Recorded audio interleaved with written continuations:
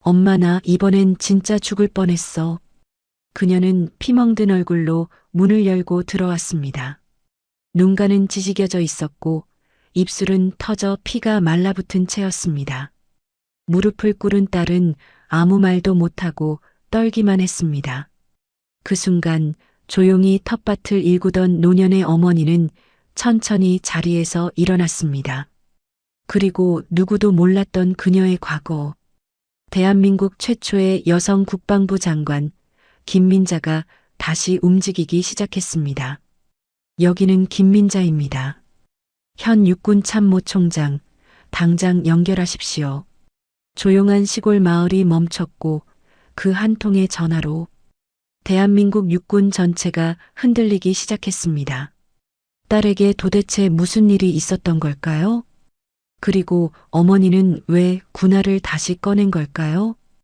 그 전에 잠깐 1초만 투자해서 구독, 좋아요 버튼을 꾹 눌러주시면 이런 감정 깊은 이야기들을 제작하는데 정말 큰 힘이 됩니다. 지금 바로 시작하겠습니다. 경상북도 안동시에서 1시간 더 들어가야 나오는 작은 마을, 새터골. 이곳에서 김민자는 벌써 10년째 조용한 일상을 보내고 있었습니다. 올해 68인 김민자는 동네 사람들에게 그저 텃밭 할머니로 불렸어요. 아침 6시면 어김없이 일어나 뒷마당 텃밭으로 향하는 모습이 이제는 마을의 풍경이 되었죠. 민자 씨, 오늘도 일찍 나오셨네요. 옆집 할머니가 담장 너머로 인사를 건넵니다. 저 고추들 정말 잘 키우시더라고요. 비결이 뭐예요? 김민자는 고개를 들어 환한 미소를 지었습니다. 그냥 정성이죠, 뭐. 매일 얘기도 걸어주고 물도 때 맞춰주고 말이에요. 실제로 김민자의 텃밭은 마을에서 손꼽힐 정도로 잘 가꿔져 있었습니다. 상추와 깻잎이 싱싱하게 자라고 있고 고추와 토마토도 주렁주렁 열려 있었어요. 가지와 오이도 매일 따도 끝이 없을 정도였죠. 이웃들은 종종 김민자에게 채소를 나눠달라고 부탁하곤 했습니다. 민자 씨는 정말 손이 좋아요. 뭘 해도 잘 되더라고. 건너편 집 아주머니가 감탄하며 말했습니다. 아니에요. 그냥 시간이 많으니까 신경 쓸 수 있는 거죠. 김민자는 겸손하게 답했습니다. 사실 김민자에게는 이 평범한 일상이 소중했습니다. 남편 이철수가 심근경색으로 갑작스럽게 세상을 떠난 지도 벌써 15년이 흘렀어요. 그때부터 혼자 살아왔지만 외롭다는 생각은 별로 해본 적이 없었습니다. 외동딸 유나가 있었으니까요. 김민자는 오후가 되면 마루에 앉아 유나와 통화하는 것이 일상이었습니다. 강원도 춘천에 있는 부대에서 부사관으로 근무하는 딸과의 통화는 하루 중 가장 즐거운 시간이었어요. 엄마, 나 이번 주 토요일에 갈게요. 유나의 밝은 목소리가 전화기 너머로 들려왔습니다. 뭐 필요한 거 있으면 미리 말해줘요. 아이고, 우리 유나. 뭐가 필요하겠어. 그냥 내 얼굴만 보면 되지. 김민자는 전화기를 귀에 바짝 댔습니다. 요즘 힘들지는 않고? 힘들긴 뭐가 힘들어요. 엄마가 워낙 강하게 키워놔서 나도 강해졌다고요. 유나의 웃음소리가 경쾌했습니다. 그럼 토요일에 봐요, 엄마. 전화를 끊고 나서 김민자는 잠시 멍하니 앉아 있었습니다. 강원도 춘천에 있는 부대에서 부사관으로 근무하는 딸이 자랑스럽긴 했지만 가끔은 걱정도 되었어요. 특히 군대라는 곳이 여자에게는 쉽지 않은 환경이라는 걸 누구보다 잘 알고 있었거든요. 김민자는 과거의 기억을 떠올렸습니다. 10년 전까지만 해도 김민자는 이 나라에서 가장 높은 자리에 있었어요. 대한민국 최초의 여성 국방부 장관이었죠. 하지만 그 자리는 생각보다 험난했습니다. 군 내부의 성비위와 부조리, 그리고 정치적 압력까지.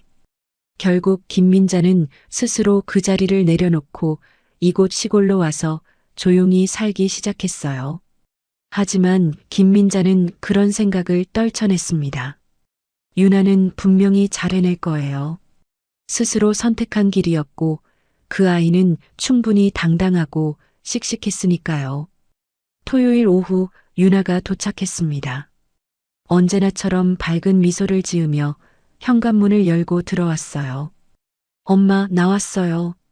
유나는 김민자에게 달려가 안겼습니다. 보고 싶었다고요. 아이고, 우리 딸. 많이 여위었네. 김민자는 유나의 얼굴을 살펴보며 말했습니다. 밥은 잘 먹고 다니고? 잘 먹고 다녀요. 엄마가 워낙 든든하게 키워놔서.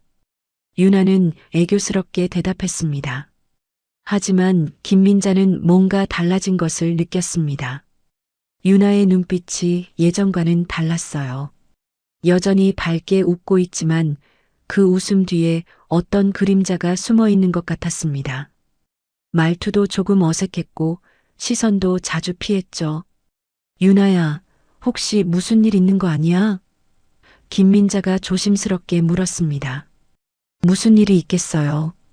그냥 요즘 훈련이 좀 빡세서 피곤할 뿐이에요.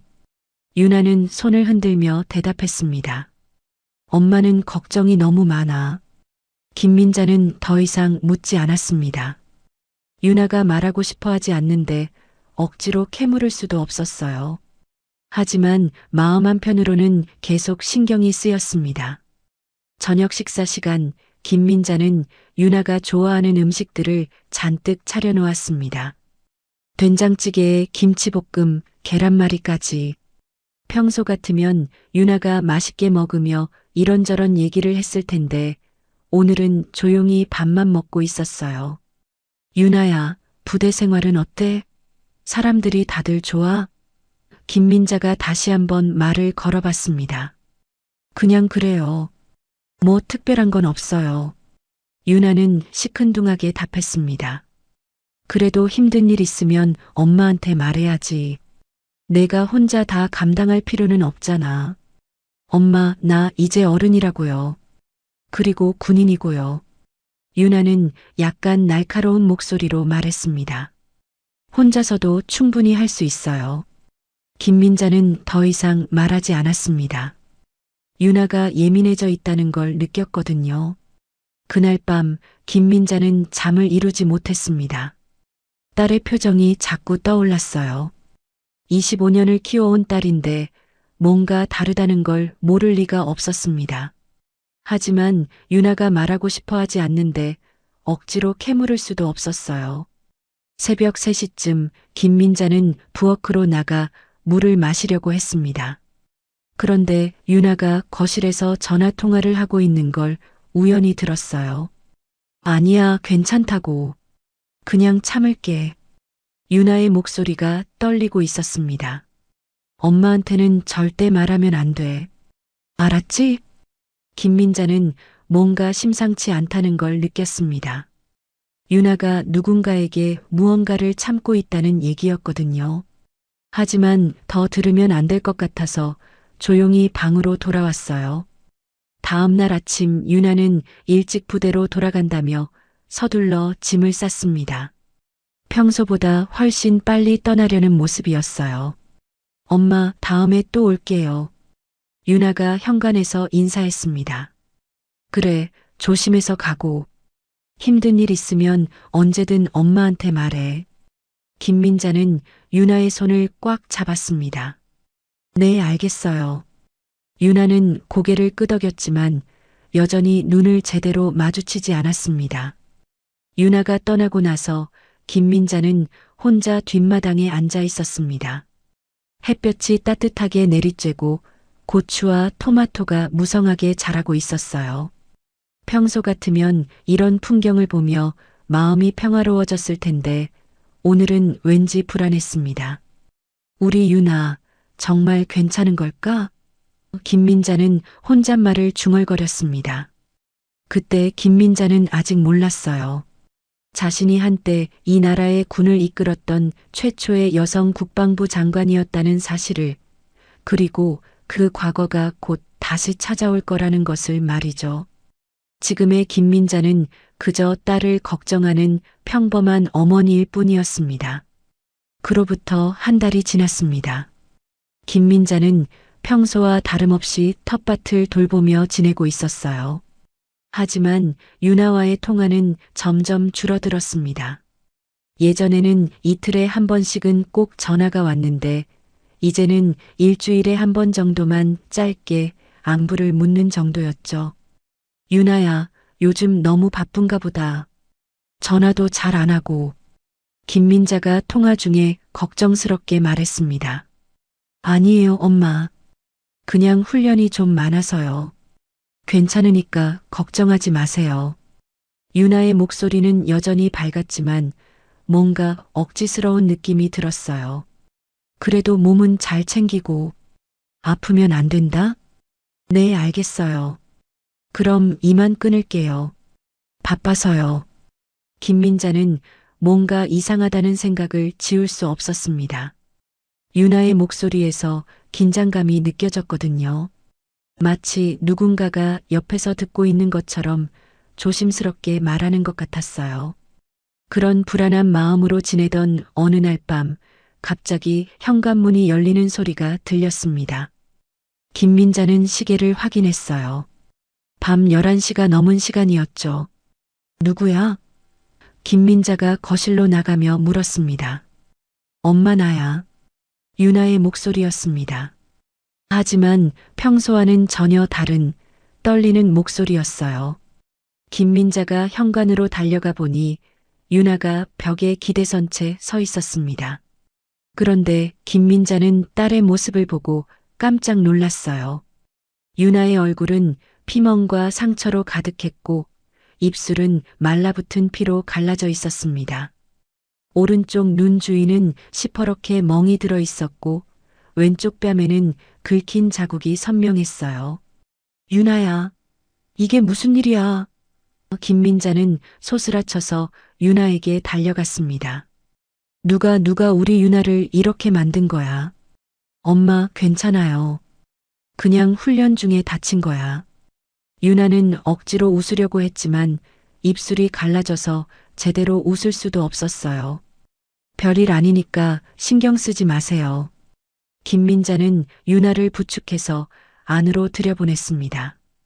가까이서 보니 상처가 더욱 심각했어요. 목 부분에도 손자국 같은 것이 희미하게 남아 있었고 손목에는 밧줄에 묶인 듯한 자국이 있었습니다.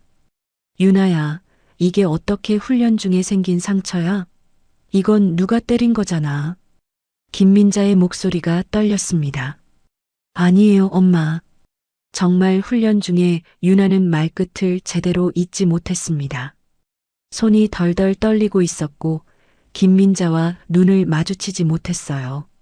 김민자는 유나를 소파에 앉히고 응급처치용품을 가져왔습니다. 상처를 살펴보니 생긴 지 며칠 된 것 같았어요. 이미 딱지가 앉기 시작한 상처도 있었고 아직 덧나고 있는 부분도 있었습니다. 유나야, 엄마한테 정말 무슨 일인지 말해봐. 이런 상처가 어떻게 훈련 중에 생겨? 김민자는 조심스럽게 유나의 상처를 닦아주며 말했습니다. 엄마, 정말 아무것도 아니에요. 그냥 좀 거칠게 훈련하다가 생긴 거라고요. 유나는 계속 같은 말을 반복했습니다. 며칠 있으면 다 나을 거예요. 하지만 김민자는 믿을 수 없었습니다. 25년 동안 키워온 딸인데 거짓말을 하고 있다는 걸 모를 리가 없었거든요. 유나는 어릴 때부터 거짓말을 하면 눈을 똑바로 보지 못하는 버릇이 있었어요. 유나야, 엄마는 바보가 아니야. 이게 어떻게 생긴 상처인지 다 알아. 김민자는 유나의 손을 꽉 잡았습니다. 누가 우리 유나를 이렇게 괴롭혔는지 말해봐. 그때 유나가 갑자기 울음을 터뜨렸습니다. 지금까지 참고 있던 감정이 한꺼번에 터져 나오는 것 같았어요. 엄마 정말 괜찮다고요. 제발 묻지 말아요. 유나는 흐느끼며 말했습니다. 나 혼자 해결할 수 있어요. 김민자는 가슴이 미어지는 것 같았습니다. 딸이 이렇게 고통받고 있는데 도와줄 수 없다는 게 너무 괴로웠어요. 그날 밤 유나는 열이 나서 계속 뒤척였습니다. 김민자는 밤새 딸 곁에 앉아서 간병했어요. 유나는 잠꼬대를 했는데 그 내용이 심상치 않았습니다. 안 돼, 제발 그만해요. 유나가 잠결에 중얼거렸습니다. 저 신고할 거예요, 정말로. 김민자는 유나의 잠꼬대를 들으며 더욱 확신했습니다. 분명히 누군가가 유나를 괴롭히고 있다는 것을요. 다음 날 아침 김민자는 유나의 군복을 정리해 주려고 했습니다. 그런데 군복 안주머니에서 구겨진 쪽지 하나가 나왔어요. 김민자는 처음에는 보지 않으려고 했지만 결국 펼쳐보고 말았습니다. 쪽지에는 유나의 글씨로 이런 내용이 적혀 있었습니다. 중대장 강희철 강압훈련 야간 폭행여군 협박 신고 불가. 김민자는 그 쪽지를 보고 온몸이 떨렸습니다. 딸이 부대에서 폭행을 당하고 있었던 거예요. 그것도 중대장이라는 간부에게 말이죠. 강희철 김민자는 그 이름을 중얼거렸습니다. 분노가 치밀어 올랐어요. 김민자는 곧바로 유나에게 달려갔습니다. 유나는 아직 잠들어 있었는데 얼굴에 식은땀이 맺혀 있었어요. 유나야, 일어나 봐. 김민자가 조심스럽게 유나를 깨웠습니다. 엄마, 뭐야? 유나는 깜짝 놀라며 일어났습니다. 이게 뭐야? 김민자는 쪽지를 보여주었습니다. 유나는 그 쪽지를 보더니 얼굴이 하얗게 변했어요. 엄마, 그건 강희철이 누구야? 내 중대장이지? 김민자의 목소리가 차갑게 변했습니다. 유나는 고개를 숙이고 아무 말도 하지 않았어요. 하지만 그 침묵이 모든 걸 말해주고 있었습니다. 유나야, 이제 엄마한테 다 말해. 그 인간이 너한테 뭘 했는지. 김민자는 유나의 어깨를 잡았습니다. 엄마 정말 아무것도 못해요. 그 사람이 너무 무서워요. 유나가 떨리는 목소리로 말했습니다. 신고해도 소용없어요. 오히려 더 괴롭힐 거예요. 그 순간 김민자의 마음속에서 무언가가 깨어났습니다. 10년 전에 묻어두었던 과거가 되살아나고 있었어요. 자신이 한때 이 나라의 군을 이끌었던 국방부 장관이었다는 사실을 말이죠. 새벽녘 유나는 자면서 또다시 중얼거렸습니다. 그 인간들 내가 누구 딸인지 모르니까 함부로 하지. 김민자는 그 말을 듣고 주먹을 꽉 쥐었습니다. 그래, 강희철은 모르겠지요. 자신이 괴롭히고 있는 여군이 대한민국 최초의 여성 국방부 장관의 딸이라는 걸 말이에요. 김민자는 조용히 자리에서 일어나 다락방으로 향했습니다. 10년 동안 열어보지 않았던 오래된 군 트렁크가 거기 있었어요. 먼지를 털어내고 트렁크를 열자 봉인된 군 직통 통신장치가 나왔습니다. 김민자는 그 통신장치를 손에 들고 잠시 망설였습니다.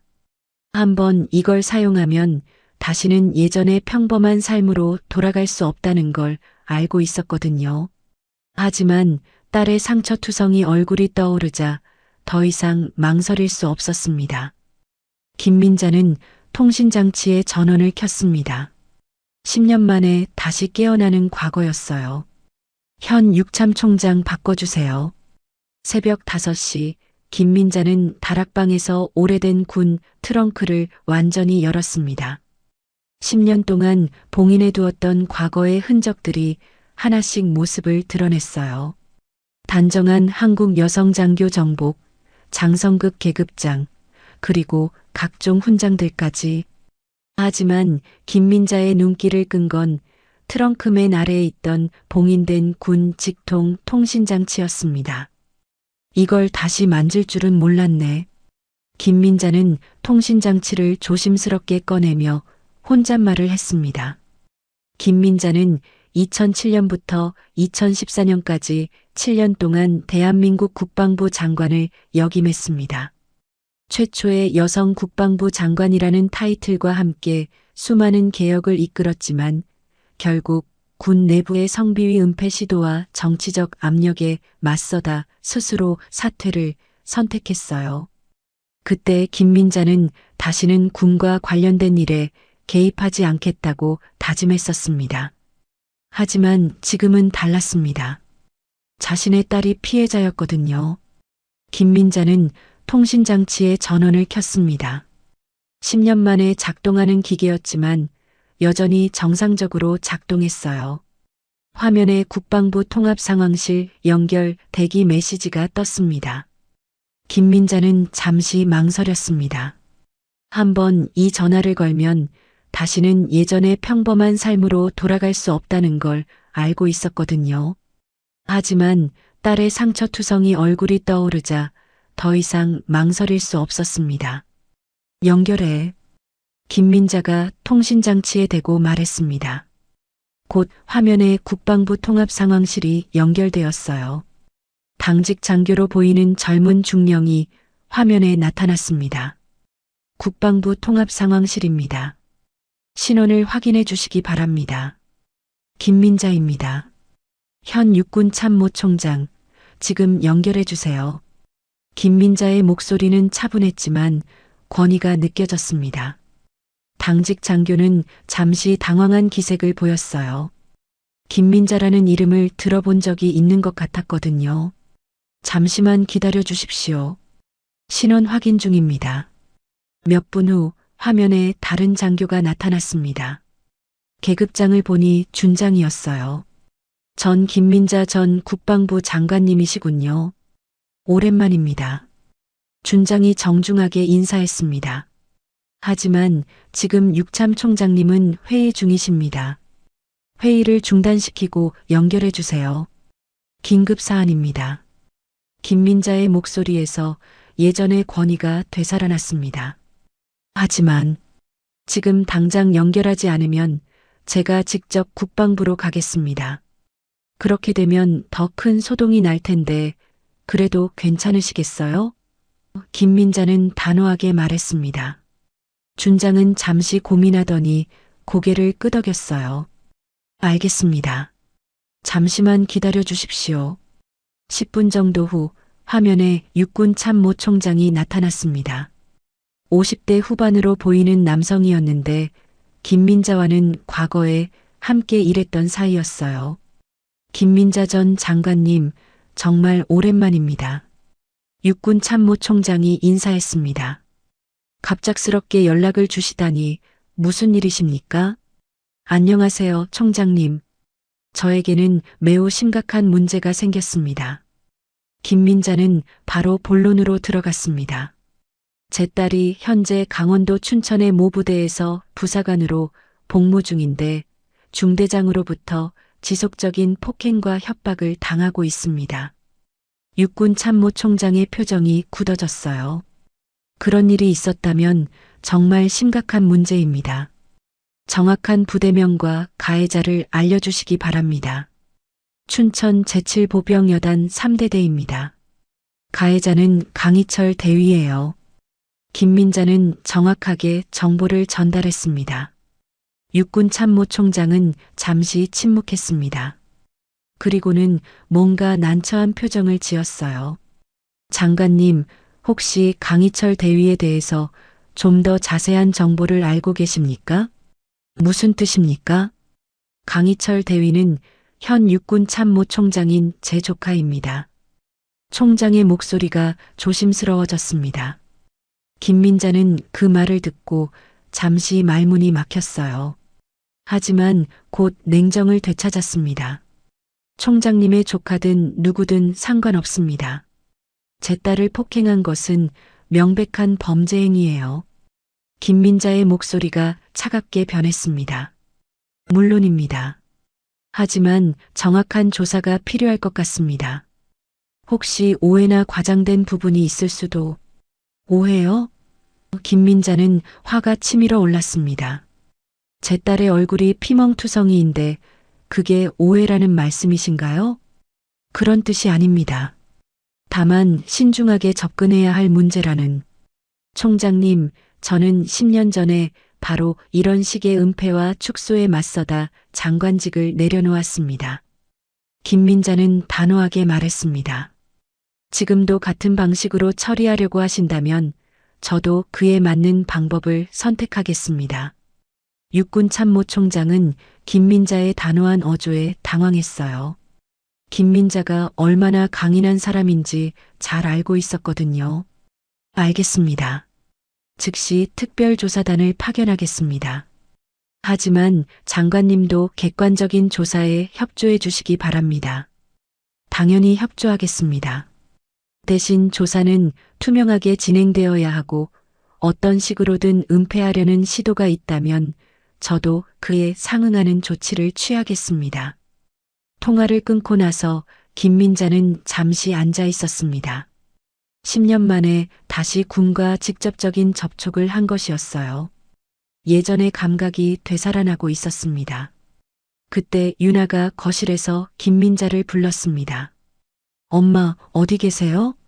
김민자는 서둘러 다락방에서 내려왔습니다. 유나는 소파에 앉아서 멍하니 있었어요. 얼굴의 상처들이 아직도 선명했습니다. 유나야, 어떻게 잤어? 그냥 그래요. 유나는 고개를 숙였습니다. 엄마, 어제 그 쪽지 어떻게 하실 거예요? 김민자는 유나 옆에 앉았습니다. 유나야, 엄마가 처리할게. 내가 더 이상 그런 일을 당하지 않도록 말이야. 엄마가 뭘 할 수 있어요? 그 사람은 중대장이라고요. 그리고 뒤에 힘 있는 사람들이 있어요. 유나의 목소리에서 절망감이 느껴졌습니다.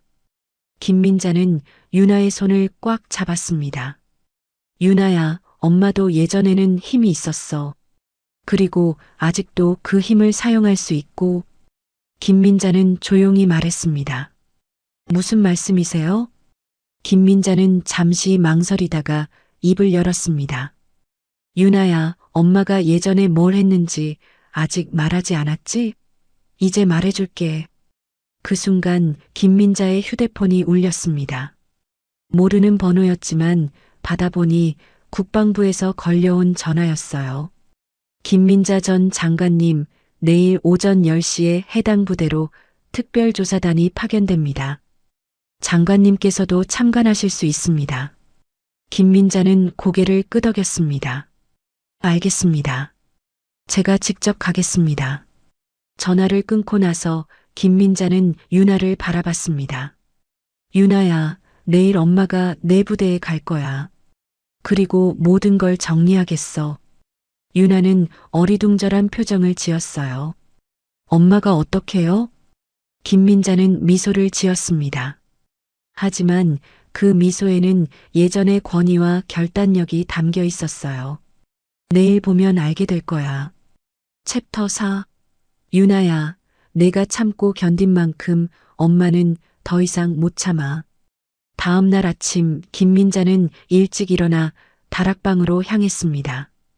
트렁크에서 정갈하게 보관되어 있던 한국 여성 장교 정복을 꺼냈어요.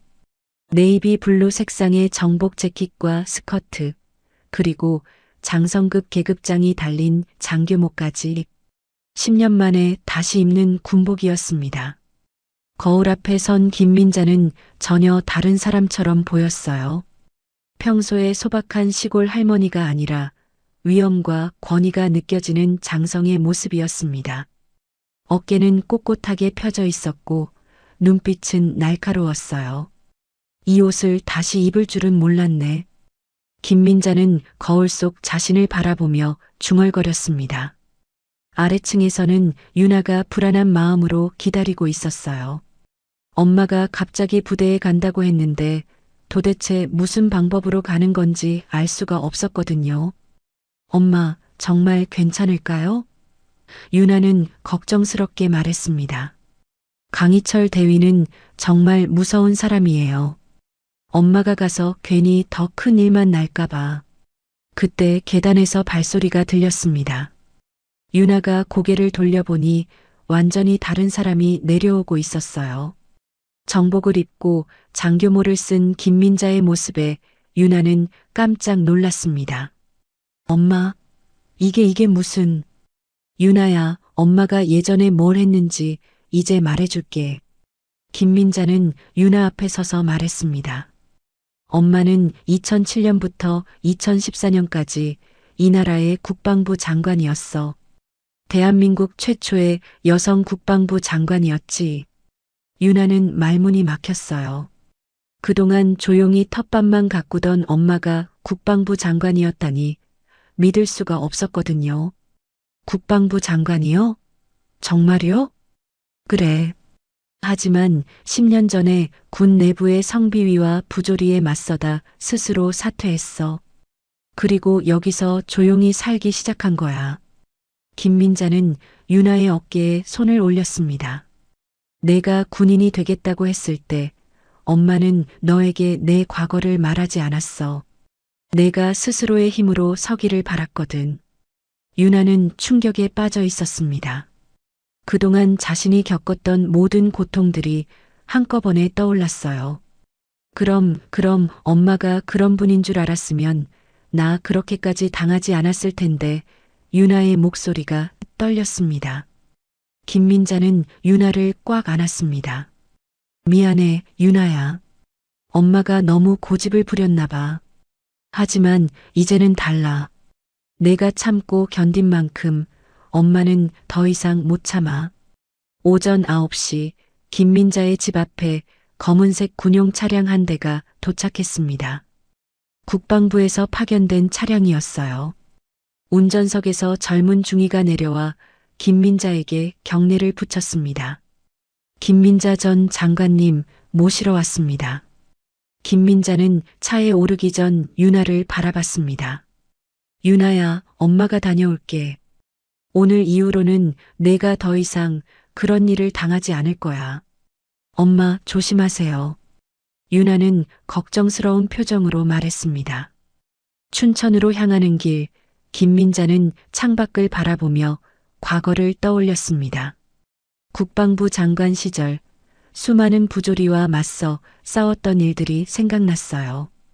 특히 여군들이 겪는 차별과 성비위 문제는 김민자가 가장 중점적으로 다뤘던 사안이었습니다.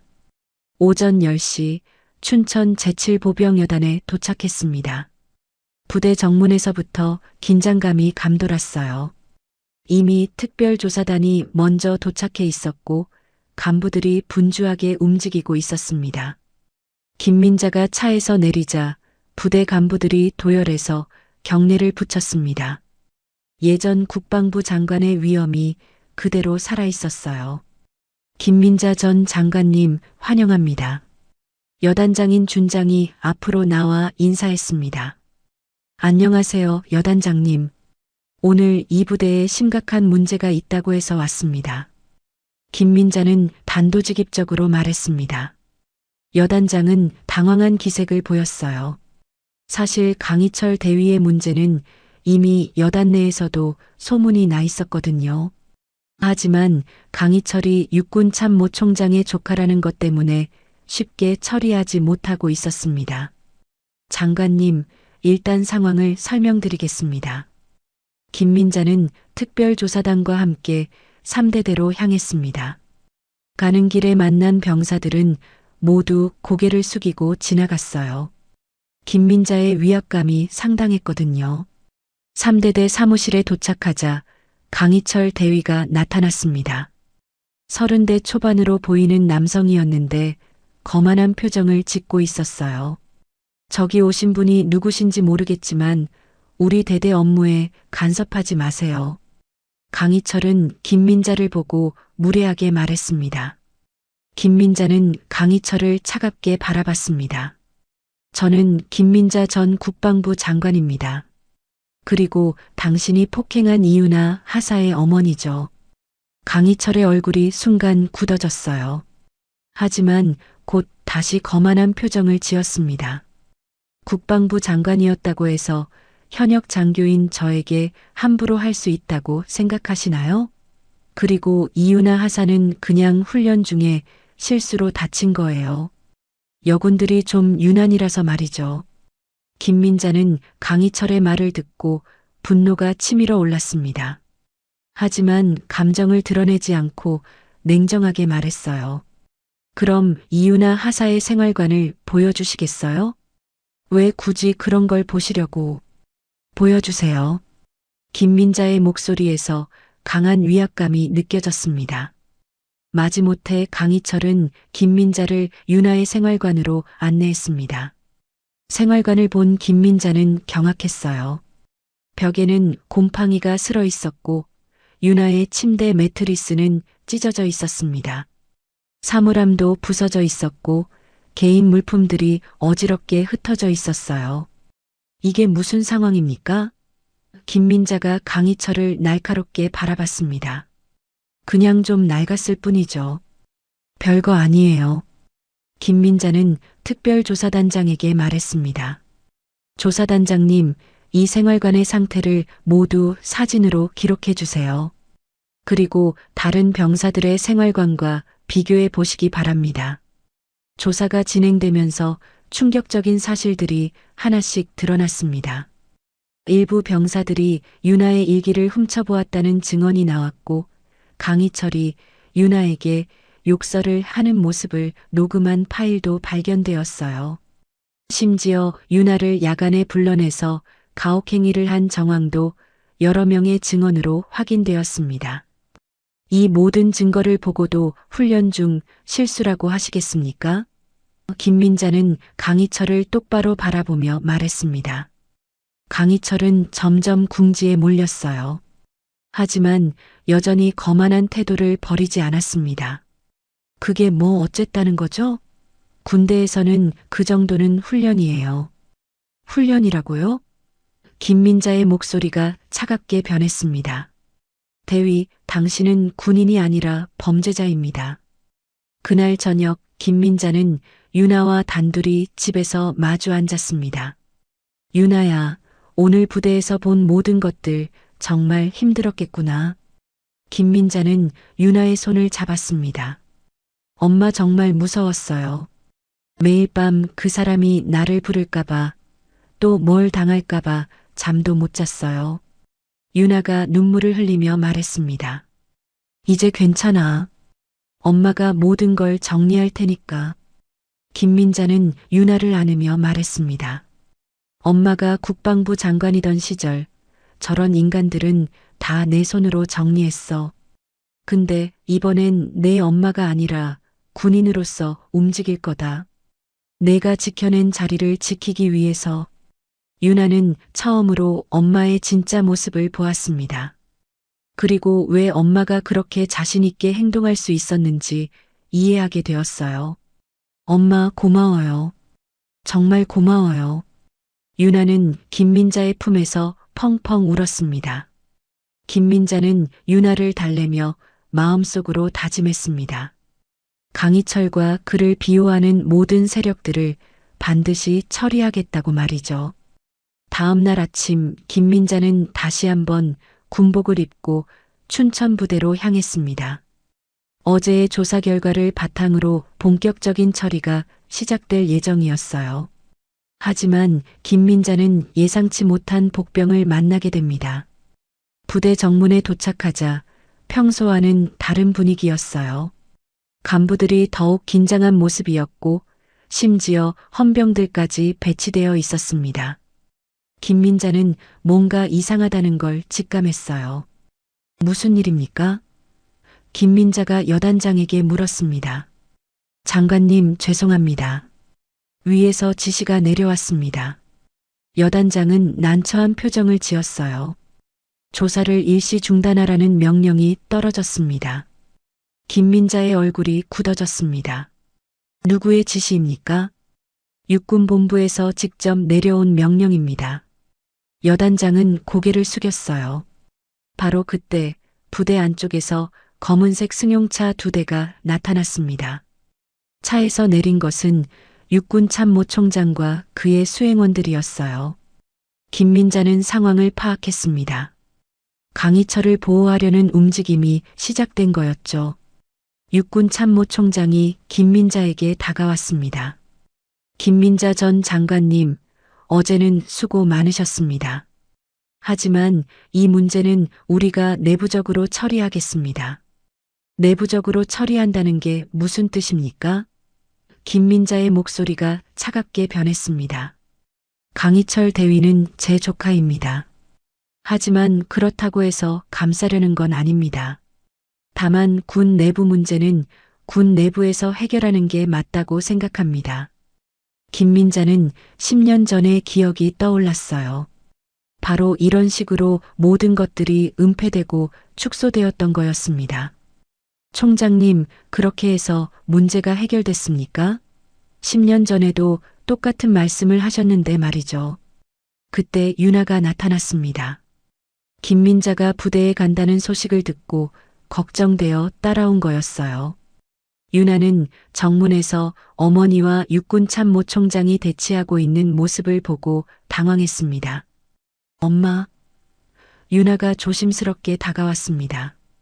간부들이 모두 윤아를 바라봤어요. 그리고 곧 수군거리기 시작했습니다. 저 여군이 국방부 장관 딸이었다고? 그러니까 김민자 전 장관의 딸이 바로 이윤아 하사였던 거야? 아니, 그럼 처음부터 말하지 그랬어? 윤아는 그 순간 모든 시선이 자신에게 집중되는 걸 느꼈습니다. 그리고 간부들의 속삭임을 들으며 복잡한 감정에 휩싸였어요. 김민자는 윤아에게 다가가 손을 잡았습니다. 윤아야, 괜찮아.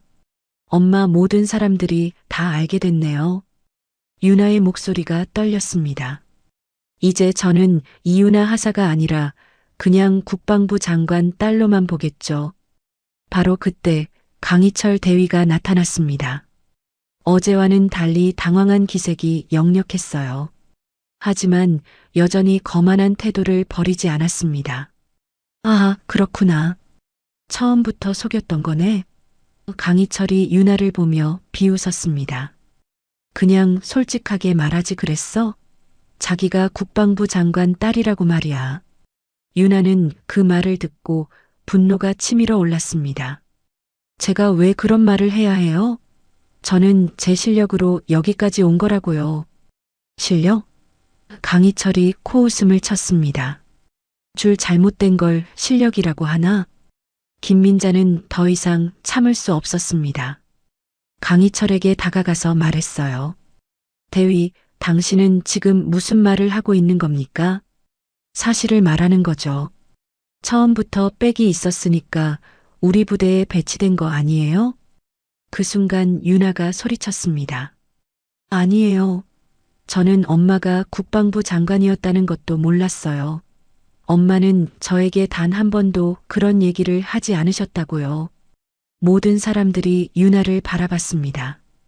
윤아의 눈에서 눈물이 흘러내렸어요. 왜 이제서야 말하신 거예요? 윤아가 김민자를 향해 울분을 터뜨렸습니다. 엄마가 그런 분인 줄 알았으면 나 그렇게까지 당하지 않았어요. 김민자는 가슴이 찢어지는 것 같았습니다. 딸이 이렇게 고통받는 모습을 보는 게 너무 괴로웠어요. 윤아야, 저는 정말 혼자 힘으로 해보려고 했어요. 누구한테도 기대지 않고 제 실력으로만요. 윤아가 흐느끼며 말했습니다. 그런데 결국 엄마 이름이 필요했네요. 강희철이 다시 끼어들었습니다. 그래, 결국 빽이 없으면 아무것도 못하는 거지. 여군들이 다 그래. 김민자는 더 이상 참을 수 없었습니다. 강희철에게 다가가서 단호하게 말했어요. 대위, 당신은 지금 군인이 아닙니다. 그냥 비겁한 인간일 뿐이에요. 육군 참모총장이 중재에 나섰습니다.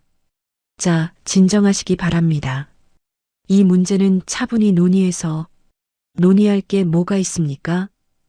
김민자가 육군 참모총장을 향해 말했습니다. 명백한 가혹행위와 폭행 사건을 논의로 해결하겠다는 겁니까? 그때 윤아가 다시 말했습니다. 엄마, 이제 그만해요. 저는 더 이상 여기 있고 싶지 않아요. 김민자는 유나의 어깨를 잡았습니다. 유나야, 포기하면 안 돼. 내가 꿈꿔온 군인이라는 직업을. 꿈이었어요, 엄마. 하지만 현실은 달랐어요. 유나가 슬프게 웃었습니다. 저 혼자서는 아무것도 할 수 없더라고요. 김민자는 그 순간 자신의 선택이 틀렸다는 걸 깨달았습니다. 유나를 보호하려고 과거를 숨겼지만 결국 딸이 더 큰 고통을 받게 만든 거였어요. 유나야, 엄마가 잘못했어. 미안해. 김민자는 유나를 꽉 안았습니다. 엄마도 그날 군복을 벗으며 울었겠죠? 유나가 조용히 물었습니다. 김민자는 고개를 끄덕였어요. 10년 전 국방부 장관직을 사퇴하던 그날의 기억이 떠올랐습니다. 그래, 엄마도 울었어. 많이 울었지. 유나는 처음으로 어머니의 진심을 느꼈습니다. 그리고 자신만 혼자 싸우고 있는 게 아니라는 걸 깨달았어요. 엄마, 이제 어떻게 해야 할까요? 김민자는 유나를 바라보며 말했습니다. 유나야, 이제 엄마가 내 앞에서 모든 걸 정리할게. 내가 당당하게 군인으로 설 수 있도록 말이야. 그날 밤 집으로 돌아온 김민자와 유나는 오랫동안 마주 앉아 있었습니다. 둘 다 말이 없었어요. 오늘 부대에서 일어난 일들이 너무 충격적이었거든요. 유나는 자신의 정체가 모든 사람에게 알려진 것에 대해 복잡한 감정을 느끼고 있었고, 김민자는 딸에게 진실을 말하지 않았던 자신의 선택을 후회하고 있었습니다. 엄마, 유나가 먼저 입을 열었습니다. 정말 궁금한 게 있어요. 뭐든 물어봐, 유나야. 이제 엄마가 숨길 건 아무것도 없어. 엄마는 왜 국방부 장관을 그만두셨어요? 정말 이유가 뭐였어요? 김민자는 잠시 망설였습니다. 그 당시의 일들을 떠올리는 것은 여전히 고통스러웠거든요. 유나야, 엄마가 장관이었을 때도 지금과 똑같은 일들이 많이 있었어. 여군들이 성추행을 당하고 가혹행위를 받고 그런 일들이 일상다반사였지. 김민자는 창밖을 바라보며 계속 말했습니다. 엄마는 그런 것들을 바꾸려고 했어. 군 내부에 성비위 신고 시스템을 만들고 가해자들을 엄벌에 처하려고 했지. 하지만 그때마다 위에서 압력이 들어왔어. 어떤 압력이요? 정치적인 압력, 인사적인 압력, 온갖 종류의 압력들이었어. 특히 가해자들이 높은 사람들의 자식이거나 친척인 경우에는 더 심했지. 김민자의 목소리가 무거워졌습니다. 유나는 어머니의 말을 들으며 지금 자신이 겪고 있는 상황과 너무 비슷하다는 걸 느꼈어요. 그래서 그만두신 거예요? 마지막 사건이 있었어. 어떤 여군이 상급자로부터 성폭행을 당했는데 그 상급자가 국회의원의 아들이었어. 엄마는 그 사건을 제대로 처리하려고 했지만 결국 모든 게 은폐됐지. 김민자는 그날의 기억을 떠올리며 주먹을 꽉 쥐었습니다. 그 여군은 결국 군을 떠났어. 아무도 그 아이를 보호해주지 않았거든. 엄마는 그때 깨달았지. 내가 이 자리에 있어도 아무것도 바꿀 수 없다는 걸. 엄마. 그래서 사퇴했어. 그리고 다시는 군과 관련된 일에 개입하지 않겠다고 다짐했지. 김민자는 유나를 바라봤습니다. 하지만 내가 군인이 되겠다고 했을 때 엄마는 너만큼은 다르기를 바랐어. 내가 스스로의 힘으로 당당하게 서기를 말이야. 유나는 어머니의 마음을 이해할 수 있었습니다. 하지만 동시에 억울함도 느껴졌어요. 엄마, 그럼 저는 어떻게 해야 했어요? 맞기만 하고 참기만 하고 있어야 했나요? 아니야, 유나야. 엄마가 잘못 생각했어. 김민자는 유나의 손을 잡았습니다. 엄마는 너에게 힘 있는 사람의 딸이 아니라 내 스스로 서는 사람으로 크길 바랐어. 하지만 그게 내게는 독이 됐구나. 유나는 눈물을 흘렸습니다. 엄마, 정말 무서웠어요. 매일 밤 강희철 대위가 저를 부를까봐, 또 무슨 일을 당할까봐, 그리고 아무도 저를 도와주지 않을 거라는 생각에 더 무서웠어요. 김민자는 딸을 꽉 안았습니다. 미안해, 유나야. 정말 미안해.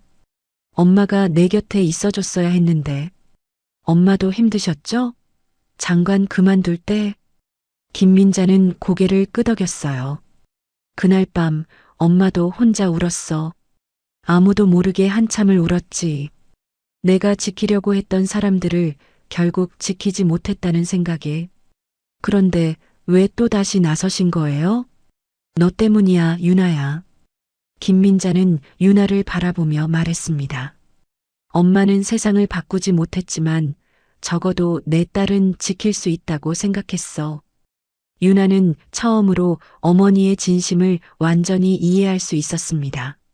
엄마, 이제 어떻게 하실 거예요? 유나야, 엄마가 내게 한 가지 약속할게. 김민자는 진지하게 말했습니다. 이번에는 끝까지 갈 거야. 강희철뿐만 아니라 그를 비호하는 모든 세력들까지 말이야. 하지만 엄마 혼자서는 힘들지 않을까요? 김민자는 미소를 지었습니다. 유나야, 엄마에게는 아직 동지들이 있어. 10년 전에 엄마와 함께 싸웠던 사람들 말이야. 다음 날 아침 김민자는 오래된 전화번호부를 꺼냈습니다. 10년 전 국방부 장관 시절 함께 일했던 사람들의 연락처가 적혀 있었어요. 첫 번째 전화는 현 국가인권위원회 위원장에게 걸었습니다. 안녕하세요, 위원장님. 김민자입니다. 김민자 전 장관님. 정말 오랜만이네요. 어떻게 지내셨어요? 안 좋은 일로 연락드렸습니다. 도움이 필요해요. 김민자는 유나의 상황을 자세히 설명했습니다. 국가인권위원회 위원장은 김민자의 말을 듣고 분노했어요. 이런 일이 아직도 일어나고 있다니. 당장 인권위 차원에서 조사에 착수하겠습니다. 두 번째 전화는 국정감사를 담당하는 국회의원에게 걸었습니다. 의원님, 김민자입니다. 긴급하게 상의드릴 일이 있어요. 김민자 전 장관님, 무슨 일이십니까? 김민자는 강희철 사건에 대해 설명했습니다.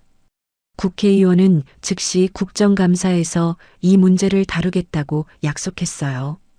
세 번째 전화는 군 내부 개혁을 위해 활동하는 시민단체 대표에게 걸었습니다. 대표님, 김민자입니다. 도움이 필요해요. 이렇게 하나씩 전화를 걸면서 김민자는 강희철을 둘러싼 거대한 네트워크를 구축하기 시작했습니다. 유나는 어머니가 전화하는 모습을 보며 놀랐어요. 10년이 지났지만 여전히 김민자를 기억하고 도와주려는 사람들이 이렇게 많다는 게 신기했거든요. 엄마, 정말 대단하세요. 유나야, 이제 지켜봐. 엄마가 어떻게 내가 지켜온 것들을 지켜주는지 말이야. 김민자는 자신감 있게 말했습니다. 그날 저녁 유나는 처음으로 어머니 앞에서 강희철에게 당한 모든 일들을 상세하게 털어놓았습니다. 가혹행위, 폭행, 협박까지. 그리고 직접 진술서를 작성했어요. 엄마, 이제 정말 끝까지 가는 거죠? 그래, 유나야. 이번에는 끝까지 간다. 내가 당당하게 군인으로 설 수 있을 때까지. 일주일 후 상황이 급변했습니다. 김민자가 구축한 네트워크가 본격적으로 움직이기 시작한 거예요. 국가인권위원회의 특별조사팀이 춘천부대에 파견되었고 국정감사에서도 이 사건이 주요 의제로 다뤄지기 시작했습니다. 강희철 대위는 점점 궁지에 몰렸어요. 더 이상 육군 참모총장의 조카라는 지위만으로는 이 상황을 모면할 수 없다는 걸 깨달았습니다. 하지만 여전히 자신의 잘못을 인정하지 않았어요. 이건 말도 안 돼. 고작 여군 하나 때문에 이 난리를 치다니. 강희철이 여단장실에서 소리쳤습니다. 대위, 진정하세요. 이제 상황이 우리 손을 벗어났습니다. 여단장이 난처한 표정으로 말했습니다. 바로 그때 부대 전체에 방송이 울렸습니다. 전 장병 주목. 현재 강희철 대위에 대한 특별수사가 진행 중입니다. 본건은 전직 국방부 장관 김민자의 직계가족인 피해자 이유나 하사의 인권 침해 건으로 확인됨에 따라 정군 특별감찰위원회로 이관됩니다. 부대 전체가 술렁였습니다. 강희철의 얼굴은 하얗게 변했어요. 국방부 장관 딸이라도 돼. 강희철이 분노에 차서 외쳤습니다. 그깟 하사 하나 때문에 이 난리를 쳐. 바로 그 순간 강당 뒤쪽 문이 열렸습니다. 단정한 장교 정복과 장교모를 쓴 김민자가 조용히 등장했어요. 김민자의 발걸음 하나하나에 위험이 느껴졌습니다. 모든 간부들이 자리에서 일어나 경례를 붙였습니다. 심지어 여단장까지도 김민자에게 경례했어요. 김민자 전 국방부 장관님 입장하십니다. 부관이 큰 소리로 외쳤습니다. 강희철은 그제서야 자신이 얼마나 큰 실수를 했는지 깨달았어요. 대한민국 최초의 여성 국방부 장관, 군 개혁의 상징이었던 김민자가 바로 자신이 괴롭혔던 여군의 어머니였던 거죠. 김민자는 강단에 올라서서 강희철을 똑바로 바라봤습니다. 강희철 대위, 당신은 제 딸 이유나 하사에게 무엇을 했습니까? 강희철은 떨리는 목소리로 대답했습니다. 그건 단순한 훈련이었습니다. 훈련이라고요? 김민자의 목소리가 차갑게 변했습니다. 제 딸의 얼굴에 멍이 들고 몸에 상처가 난 것이 훈련의 결과라는 말입니까? 저는 몰랐습니다. 이유나 하사가 장관님의 따님인 줄은.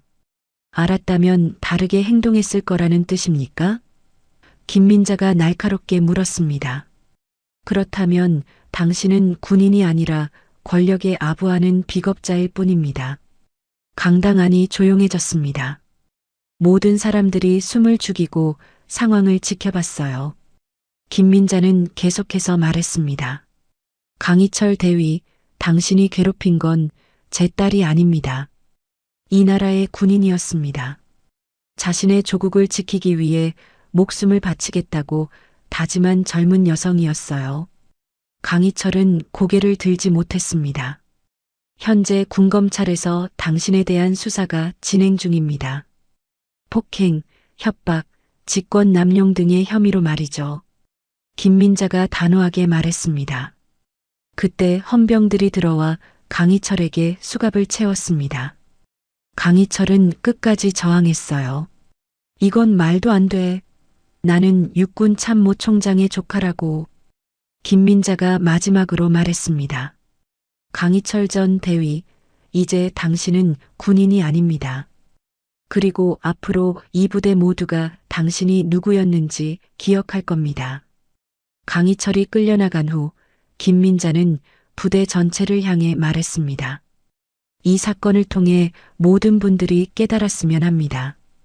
군대는 계급과 권력으로 약자를 괴롭히는 곳이 아닙니다. 서로를 존중하고 보호하는 곳이어야 해요. 그날 이후 춘천 부대는 완전히 달라졌습니다. 여군들에 대한 대우가 개선되었고 가혹행위 신고 시스템도 새롭게 구축되었어요. 챕터 8. 엄마 없이도 이제 나 혼자 설 수 있어요. 강희철 사건이 마무리된 지 석 달이 지났습니다.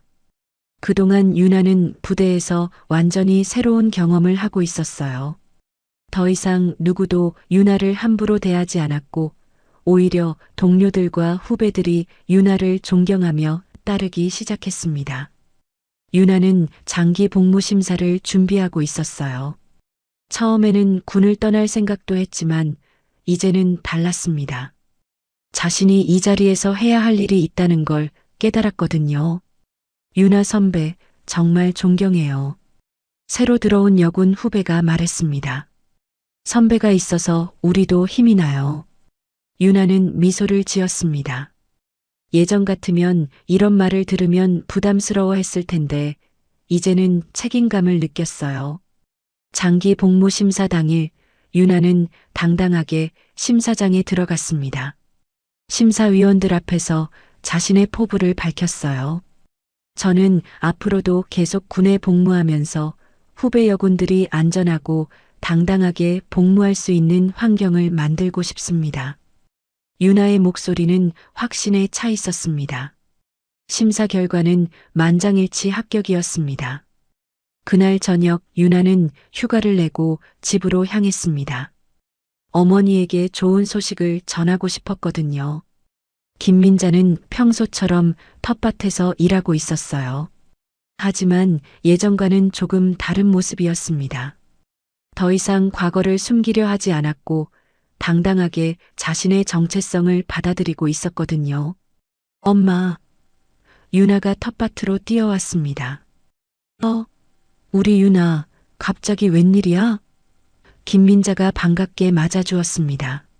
엄마, 저장기 복무심사 통과했어요. 유나가 환하게 웃으며 말했습니다. 김민자는 기뻐하며 유나를 안았어요.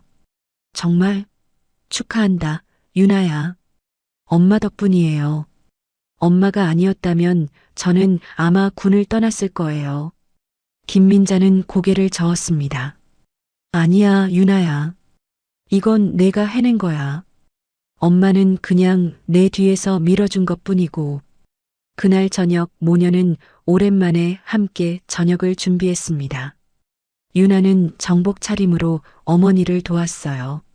엄마, 이제 정말 달라진 것 같아요. 유나가 말했습니다. 뭐가? 제가요. 이제는 두려움보다는 자부심이 더 커요. 그리고 제가 해야 할 일이 분명해진 것 같아요.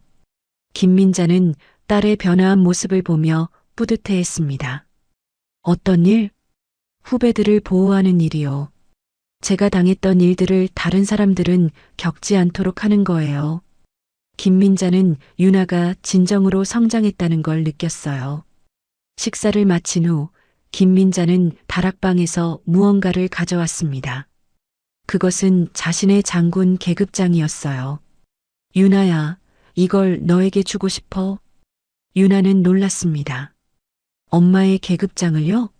이건 너무 소중한 거잖아요. 그래서 내게 주는 거야. 김민자는 계급장을 유나의 손에 쥐어주었습니다.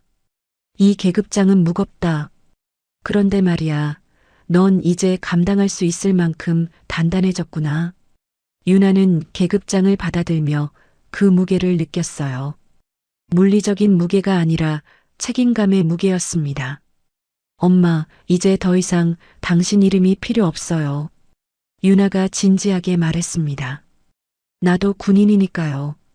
제 이름으로 당당하게 설 수 있는 군인 말이에요. 김민자는 눈물이 날 것 같았어요. 딸이 진정으로 독립적인 사람으로 성장한 모습을 보는 게 너무 기뻤거든요.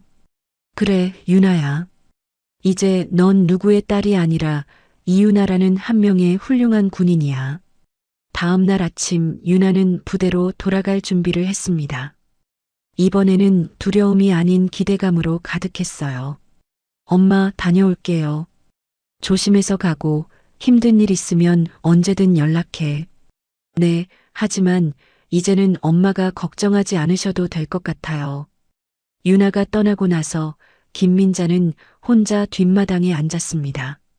텃밭의 채소들이 무성하게 자라고 있었어요. 평화로운 풍경이었습니다. 김민자는 자신의 선택이 옳았다는 걸 확신했어요. 10년 전에는 세상을 바꾸지 못했지만 적어도 자신의 딸은 지켜낼 수 있었거든요. 그리고 유나를 통해 더 많은 사람들이 보호받을 수 있을 거라는 희망을 가졌습니다.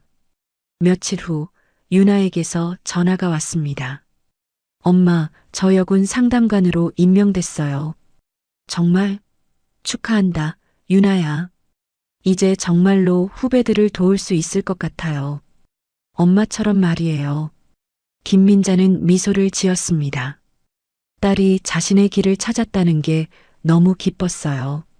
모녀는 더는 숨지 않고 서로의 이름으로 당당하게 걸어가기 시작했습니다. 김민자는 평범한 시골 할머니로서, 유나는 자랑스러운 군인으로서 각자의 자리에서 빛나고 있었어요. 태권도는 춤이지. 싸움에는 쓸모없어. 그녀는 그렇게 말했습니다. 서울 무대 위 수백 명이 지켜보는 가운데 우리 태권도를 공개적으로 조롱했습니다. 그리고 아무도 몰랐습니다. 그 조용히 무대에 오른 여인이 그녀에게 꺾이지 않는 혼의 발차기를 날릴 줄은요. 무릎은 찢어졌고 도복은 피에 젖어 있었지만 그녀는 결국 모두를 일으켜 세웠습니다. 도대체 무슨 일이 벌어진 걸까요? 그날 세계는 왜 고개를 숙였을까요? 그 전에 잠깐 1초만 투자해서 구독, 좋아요 버튼을 꾹 눌러주시면 영상 제작에 큰 힘이 됩니다. 지금 바로 시작하겠습니다. 자, 오늘 수업은 여기까지입니다. 다음 주까지 품새 연습 잊지 말고요. 윤소라는 6명의 아이들에게 웃으며 손을 흔들었습니다. 서울 변두리 낡은 골목 끝에 자리한 태권도장에서 하루가 또 저물어 갔어요. 아이들이 도복을 챙기며 하나둘 문을 나서는 모습을 보며 소라는 억지로 밝은 표정을 지으려 노력했습니다. 관장님, 저 다음 주에 겨루기 대회 신청할 수 있죠? 12살 민준이가 기대에 찬 눈으로 물었어요. 소라는 아이의 머리를 쓰다듬으며 대답했습니다. 물론이지. 하지만 그 전에 기본기부터 확실히 다져야 해.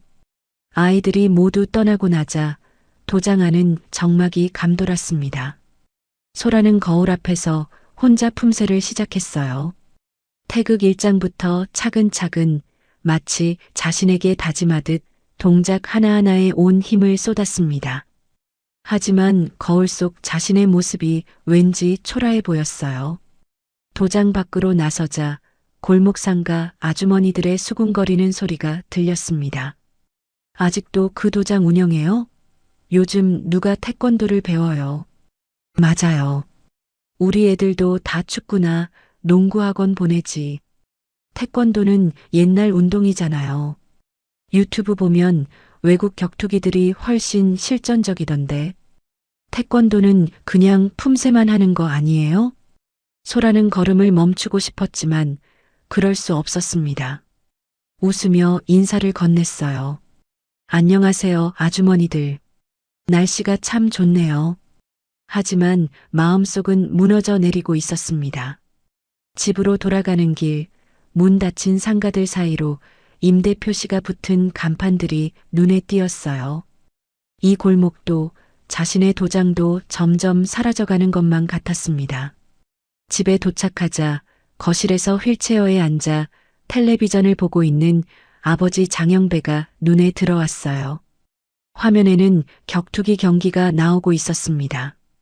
젊은 선수들이 주먹과 발로 치열하게 맞붙는 모습이었죠. 아버지, 저 왔어요. 소라가 다가가자 장영배는 힘없는 목소리로 중얼거렸습니다. 소라야, 이제 그만해라. 태권도는 망한 거다. 중풍으로 말하기조차 힘든 아버지였지만 그 한마디는 소라의 가슴을 찔렀어요. 한때 전설적인 태권도인이었던 아버지가 이렇게 말하다니. 소라는 아무 말도 할 수 없었습니다. 그날 밤 소라는 도장으로 다시 돌아갔어요. 혼자 있는 도장에서 오래된 도복을 꺼내 안고 앉았습니다. 국가대표 시절 입던 태극마크가 새겨진 도복이었죠. 그 도복을 가슴에 안고 있으니 눈물이 났습니다. 정말 끝인 걸까요? 아버지가 그토록 사랑했던 태권도가 이렇게 잊혀져 가는 걸까요? 소라는 도장 벽에 걸린 태극기를 올려다봤습니다. 바람에 살짝 흔들리는 깃발을 보며 어린 시절 아버지와 함께했던 수련을 떠올렸어요. 그때는 태권도가 자랑스러웠습니다. 세계가 인정하는 우리의 무술이었죠. 다음 날 아침 소라는 일찍 도장에 나가 청소를 시작했습니다. 바닥을 닦고 거울을 깨끗이 정리하며 태극기도 다시 곧게 펴서 달았어요. 아이들이 올 시간이 다가왔습니다. 관장님, 안녕하세요. 민준이가 제일 먼저 도장에 들어왔어요. 뒤이어 다른 아이들도 하나둘 모여들었습니다. 소라는 아이들을 보며 다시 힘을 냈어요. 오늘은 발차기 연습을 해볼까요? 우리 태권도의 꽃이 바로 발차기니까요. 네, 관장님. 아이들의 맑은 대답 소리가 도장 안에 울려 퍼졌습니다. 소라는 그 순간 깨달았어요. 자신이 포기할 수 없는 이유를 말이죠. 그래, 이 아이들이 있는 한 우리 깃발은 아직 살아있어. 내가 지켜야 해. 소라는 아이들과 함께 큰 소리로 구호를 외쳤습니다. 도장 밖 골목에까지 울려 퍼지는 그 소리는 아직 꺾이지 않은 태권도의 혼을 담고 있었습니다. 국제 격투무도 박람회에 참가한다고요? 소라는 태권도 협회 강무성 이사의 전화를 받고 놀랐습니다. 갑작스러운 제안이었어요. 네, 각 무술 단체들이 시범을 보이는 자리입니다. 우리 태권도도 참가해야죠. 소라 씨가 적임자라고 생각해서요. 소라는 잠시 망설였습니다. 요즘 도장 사정이 어려워 이런 행사 참가비조차 부담스러웠거든요. 하지만 태권도를 알릴 수 있는 기회라는 생각에 결국 승낙했어요. 알겠습니다. 아이들과 함께 가도 될까요? 물론이죠. 우리 차세대들도 보여주면 좋겠네요. 박람회 당일 소라는 6명의 제자들과 함께 서울 시내 대형 전시장에 도착했습니다. 웅장한 건물 안에는 세계 각국의 무술 단체들이 부스를 차리고 있었어요. 가라테, 주짓수, 킥복싱, 권투까지 다양한 격투기들이 한자리에 모였습니다. 와, 관장님, 여기 정말 크네요. 민준이가 눈을 크게 뜨며 감탄했어요. 다른 아이들도 신기한 듯 주위를 둘러봤습니다. 자, 우리 차례가 오기 전까지 다른 시범도 구경해 볼까요? 소라는 아이들을 이끌고 각 부스를 돌아다녔습니다. 브라질 주짓수 시범에서는 관중들이 박수를 치고 킥복싱 시범에서는 환호성이 터져 나왔어요. 하지만 태권도 부스 앞은 상대적으로 한산했습니다. 오후 2시 드디어 태권도 시범 시간이 되었어요. 소라는 아이들과 함께 무대에 올라섰습니다. 한복을 연상시키는 전통 디자인의 도복을 입고 태극 문양이 새겨진 띠를 메고 있었죠. 안녕하세요. 대한민국 태권도를 소개하겠습니다. 소라의 인사와 함께 시범이 시작되었습니다. 먼저 아이들이 기본 품새를 선보였어요. 태극 1장부터 시작해서 정확한 동작으로 품새를 구사했습니다. 이어서 소라가 고난도 품새인 고려를 시연했죠. 다음은 태권도의 꽃이라고 할 수 있는 발차기입니다. 소라는 앞차기, 돌려차기, 뒤차기를 연속으로 선보였습니다. 특히 공중에서 회전하며 차는 회전 뒤우려 차기는 관중들의 탄성을 자아냈어요. 아이들도 번갈아 가며 격파 시범을 보였습니다. 태권도는 단순한 격투기가 아닙니다. 몸과 마음을 단련하는 무도입니다. 소라의 설명이 끝나자 박수가 터져 나왔어요. 하지만 그 박수는 다른 격투기들에 비해 조금 아쉬웠습니다. 시범이 끝나고 무대에서 내려오려는 순간 한 여성이 마이크를 들고 무대로 올라왔어요. 일본계로 보이는 그 여성은 가라테 도복을 입고 있었습니다. 미야자키 아오이입니다. 일본 가라테 국제연맹 대표 시범단에서 왔습니다. 관중들의 시선이 그녀에게 집중되었어요. 미야자키 아오이는 35살 정도로 보였는데 날카로운 눈빛과 당당한 자세가 인상적이었습니다. 방금 태권도 시범을 잘 봤습니다. 정말 아름다웠어요. 아오이는 겉으로는 칭찬하는 듯 했지만 그 다음 말이 문제였습니다. 하지만 실전에서는 어떨까요? 그 높은 발차기가 정말 효과적일까요? 장내가 조용해졌습니다. 소라는 무대에서 내려오려던 발걸음을 멈췄어요. 태권도는 예술성은 뛰어나지만 실전 무술로서는 의문이 듭니다. 그 화려한 동작들이 실제 싸움에서 통할까요? 아오이의 말이 계속되자 관중들 사이에서 웅성거림이 일었습니다. 소라는 주먹을 꽉 쥐었지만 아이들 앞에서 감정을 드러낼 수 없었어요. 우리 가라테는 실전을 중시합니다. 화려함보다는 효율성을 추구하죠. 태권도는 무용에 가깝지 않나요? 그 순간 소라의 얼굴이 붉어졌습니다. 하지만 공개적인 자리에서 논쟁을 벌일 수는 없었어요. 아이들이 지켜보고 있었거든요. 관장님, 민준이가 소라의 손을 잡으며 불안한 표정을 지었습니다. 다른 아이들도 어리둥절해 했어요. 소라는 깊게 숨을 들이마시고 마이크를 잡았습니다. 태권도는 2000년 역사를 가진 우리의 전통 무술입니다. 실전성과 예술성을 모두 갖춘 완성된 무도죠. 하지만 아오이는 비웃듯 말했어요. 역사가 길다고 해서 모든 것이 우수한 건 아니죠. 중요한 건 현재의 실력이니까요. 더 이상 말을 이어가봤자 소용없다고 판단한 소라는 아이들을 데리고 무대를 떠났습니다.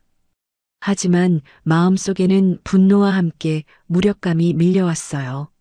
관장님, 괜찮으세요? 아이들이 걱정스러운 표정으로 소라를 바라봤습니다. 소라는 억지로 웃으며 대답했어요. 괜찮아. 우리는 우리 할 일만 하면 돼. 하지만 집으로 돌아가는 길 소라의 휴대폰에 연락이 쏟아져 들어왔습니다. 태권도 관련 커뮤니티에 오늘 일이 동영상으로 퍼진 것이었어요. 제목은 충격적이었습니다.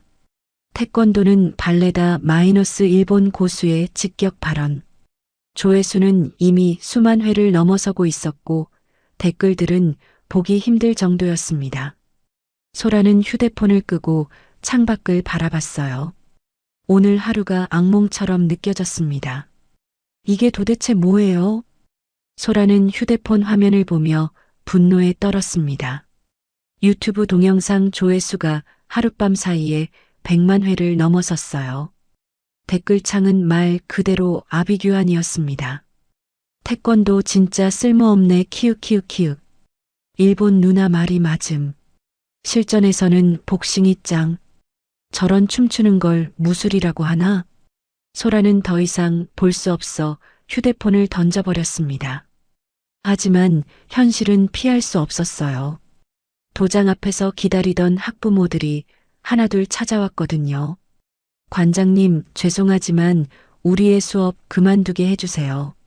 민준이 어머니가 미안한 표정으로 말했습니다. 왜 그러시는데요? 민준이가 그렇게 열심히 했는데. 인터넷에서 태권도 이야기가 너무 안 좋게 나오고 있어요. 애가 학교에서 놀림받을까봐 걱정이에요. 소라는 말문이 막혔습니다. 곧이어 다른 학부모들도 찾아왔어요. 모두 비슷한 이야기였습니다. 요즘 태권도보다는 다른 운동이 더 실용적이라고 하던데요. 우리의 복싱 학원으로 보내려고 해요. 결국 6명의 제자 중 4명이 그만두게 되었습니다. 소라는 빈 도장에서 혼자 앉아 있었어요. 이제 남은 건 민준이와 은지단 2명뿐이었습니다. 이럴 수는 없어. 협회에서 뭔가 조치를 취해야 해. 소라는 강무성 이사를 찾아갔습니다. 협회 사무실은 한적했어요. 강무성은 소라를 보자 난처한 표정을 지었습니다. 소라 씨, 왜 이렇게 일을 크게 벌였어요? 이사님, 우리가 잘못한 게 뭐예요? 시범만 보였는데 저렇게 조롱을 당해야 하나요? 강무성은 커피를 한 모금 마시며 한숨을 쉬었습니다. 소라 씨, 시대가 바뀌었어요. 이제 격투기는 MMA, 주짓수, 킥복싱이 대세라고요. 이럴 때 감정적으로 나서면 더 손해예요. 그럼 우리는 그냥 당하고만 있으라는 거예요? 진정하세요. 시간이 지나면 다 잊혀질 거예요. 괜히 더 부딪히면 태권도 이미지만 더 나빠져요. 소라는 믿을 수 없었습니다. 태권도를 대표하는 협회에서 이런 소극적인 자세를 보이다니. 이사님, 우리 태권도가 얼마나 자랑스러운 무술인지 아시잖아요. 올림픽 정식 종목이고 전 세계 사람들이 배우고 있어요. 그건 예전 이야기예요. 요즘 젊은 사람들은 다 실전 격투기를 선호해요. 우리도 현실을 받아들여야 해요. 강무성의 말에 소라는 절망감을 느꼈습니다. 협회마저 포기한 상황에서 혼자 무엇을 할 수 있을까요? 집으로 돌아온 소라는 아버지 앞에 무릎을 꿇고 앉았습니다. 아버지, 미안해요. 제가 태권도를 지키지 못했어요. 장영배는 휠체어에서 힘없이 소라를 내려다봤습니다. 중풍으로 말하기 어려운 상황이었지만 입을 열려고 애썼어요. 소라야. 네, 아버지. 혼. 지켜라. 겨우 내뱉은 그 한마디가 소라의 가슴을 울렸습니다. 아버지는 여전히 태권도의 혼을 포기하지 않고 있었어요. 그때 도장에 남은 두 아이 민준이와 은지가 찾아왔습니다. 관장님, 왜 이렇게 슬픈 표정이세요? 아무것도 아니야. 괜찮아. 관장님, 저희는 태권도 그만두지 않을 거예요. 민준이가 단호하게 말했습니다. 은지도 고개를 끄덕였어요. 학교에서 친구들이 놀려도 상관없어요. 태권도가 최고예요. 아이들의 순수한 마음을 보며 소라는 눈물을 흘렸습니다.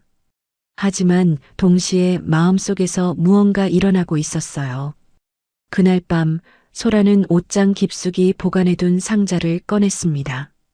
안에는 국가대표 시절의 도복이 정성스럽게 접혀 있었어요. 태극마크가 선명한 그 도복을 펼쳐보며 소라는 과거를 떠올렸습니다. 맞아. 나는 한때 세계 무대에서 태권도를 선보였던 사람이야. 소라는 그 도복을 입고 거울 앞에 섰습니다. 여전히 몸에 맞았어요. 거울 속의 자신을 보며 다짐했습니다. 아직 끝나지 않았어. 내가 증명해 보일 거야. 태권도가 얼마나 위대한 무술인지. 다음 날 아침 소라는 일찍 도장에 나와 혼자 수련을 시작했습니다. 오랜만에 입은 태극마크 도복이 몸에 힘을 주었어요.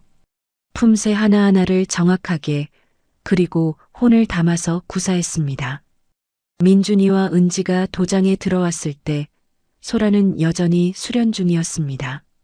관장님, 오늘 다른 도복을 입으셨네요. 응, 특별한 도복이야. 관장님이 국가대표였을 때 입던 거거든. 와, 정말요? 관장님이 국가대표였어요? 아이들의 반짝이는 눈을 보며 소라는 확신했습니다.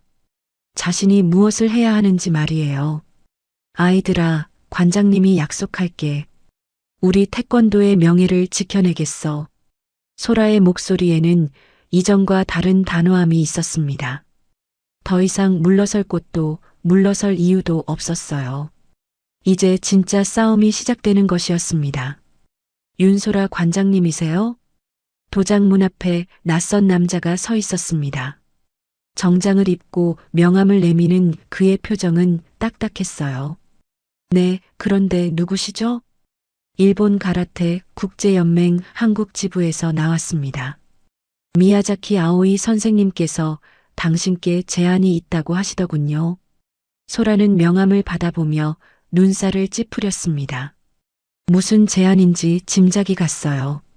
가라테 쇼다운 서울 특별 무대에 초대하고 싶다고 하십니다. 한일 무술 교류의 차원에서 말이죠. 교류요? 소라는 냉소적으로 웃었습니다. 지난번 박람회에서 벌어진 일을 생각하면 교류라는 말이 우스웠어요. 물론 시범 형식입니다.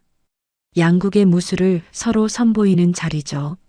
많은 언론과 무술인들이 참석할 예정이에요. 남자는 서류 봉투를 내밀었습니다. 안에는 행사 계획서와 계약서가 들어 있었어요. 생각해보고 연락드리겠습니다. 아, 그리고 한 가지 더. 미야자키 선생님께서 하신 말씀이 있습니다. 남자는 목소리를 낮췄어요. 태권도가 정말 실전 무술인지 확인해 보고 싶다고 하시더군요. 물론 안전하게 진행될 거라고 하셨지만요. 그 말의 의미는 분명했습니다.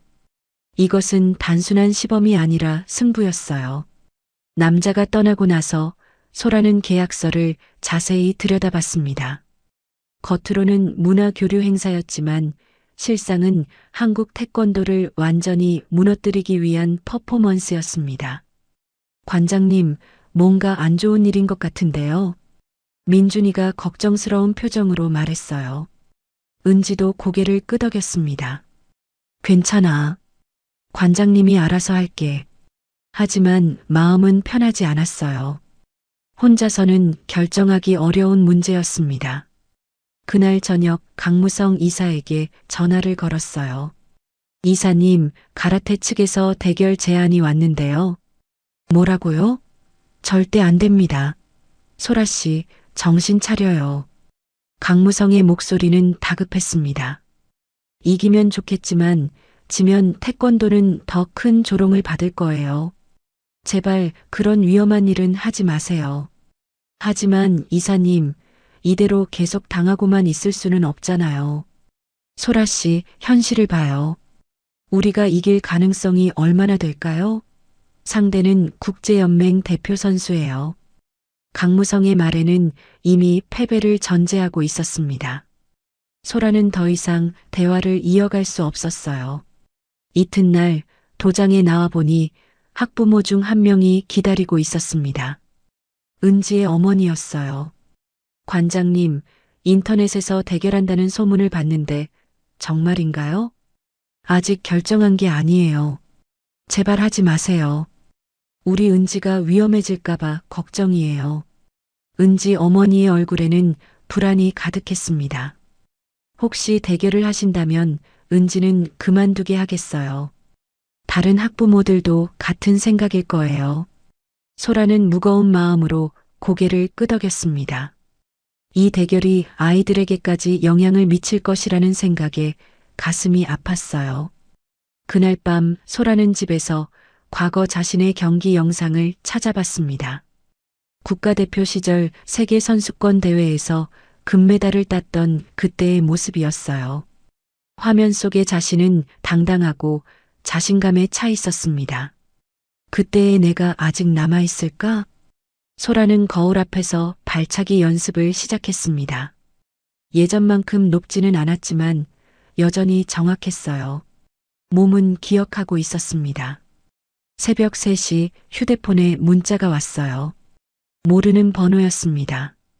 대결 생각해보니 어때요? 질 게 뻔한데 괜히 망신만 당하지 마세요. 태권도는 이미 끝났어요.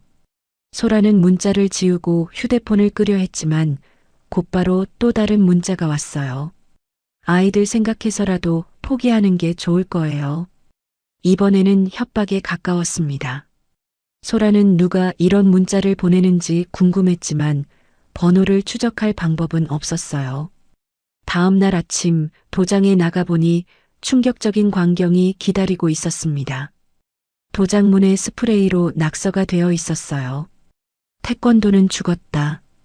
빨간색 페인트로 크게 써진 글자가 소라의 눈에 들어왔습니다. 주변을 둘러봐도 범인의 흔적은 찾을 수 없었어요. 민준이와 은지가 도장에 와서 그 글자를 보고 울음을 터뜨렸습니다. 관장님, 누가 이런 나쁜 짓을 했어요? 괜찮아, 지우면 돼. 소라는 아이들을 달래며 페인트를 지우기 시작했습니다. 하지만 마음속 상처는 쉽게 지워지지 않았어요. 그날 오후 소라는 혼자 앉아 깊게 생각했습니다. 협회에서는 반대하고 학부모들은 걱정하고 심지어 협박까지 받고 있는 상황에서 정말 대결을 해야 하는 걸까요? 하지만 아버지의 말이 떠올랐습니다. 혼을 지켜라. 그리고 아이들의 순수한 눈빛도 생각났어요. 내가 여기서 포기하면 정말로 태권도는 끝나는 거야. 소라는 계약서를 다시 꺼내 펜을 들었습니다. 서명란에 자신의 이름을 또박또박 적었어요. 이제 돌이킬 수 없는 길에 들어선 것이었습니다. 5장 마이너스 부상과 배신, 그리고 침묵. 결전이 사흘 앞으로 다가왔습니다. 텔레비전 뉴스에서 아나운서가 말했어요. 소라는 도장에서 혼자 마지막 훈련에 몰두하고 있었습니다.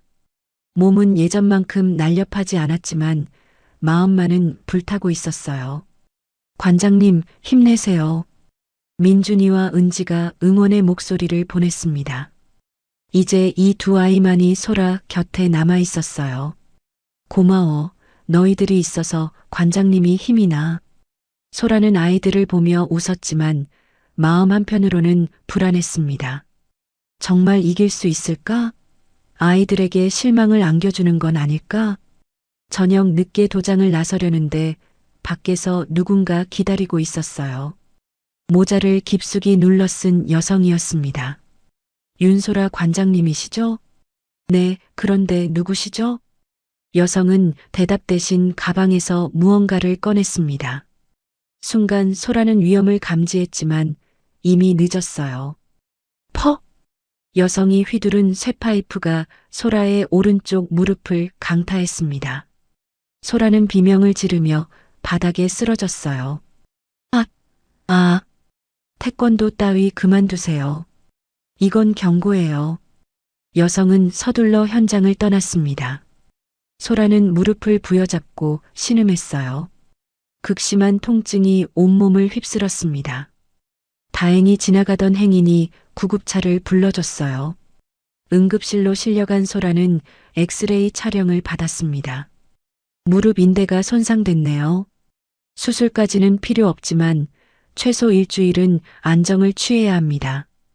의사의 말에 소라는 절망했어요. 대결이 사흘 앞으로 다가온 상황에서 일주일 안정이라니. 선생님, 사흘 후에 중요한 경기가 있는데요. 말도 안 됩니다. 이 상태로 격렬한 운동을 하면 평생 절뚝거릴 수도 있어요. 의사는 단호했습니다. 소라는 목발을 짚고 집으로 돌아갔어요.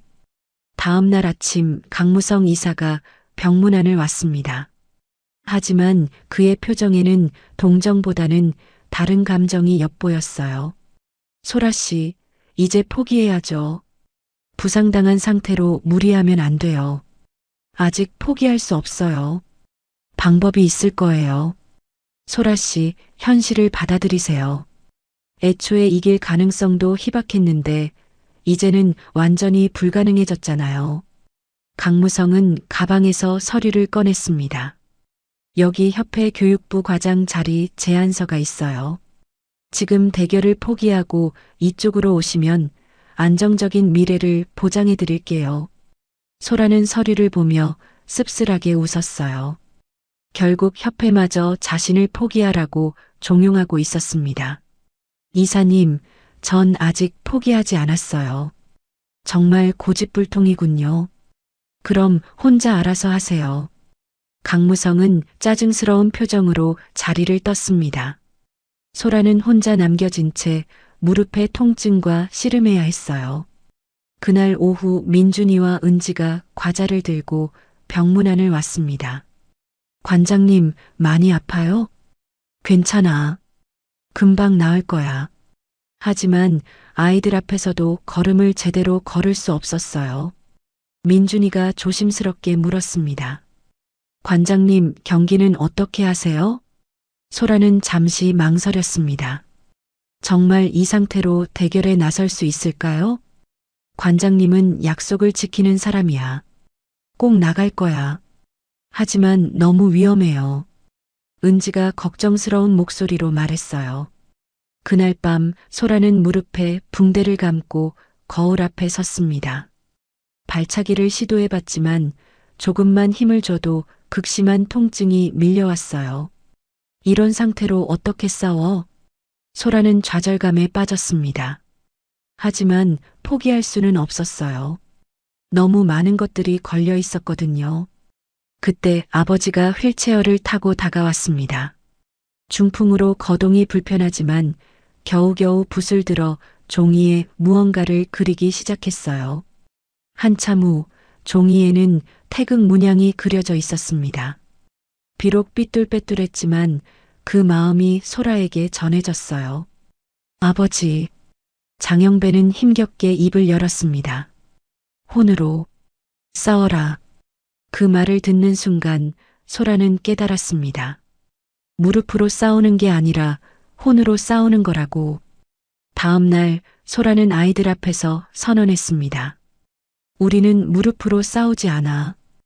혼으로 싸우는 거야. 민준이가 물었어요.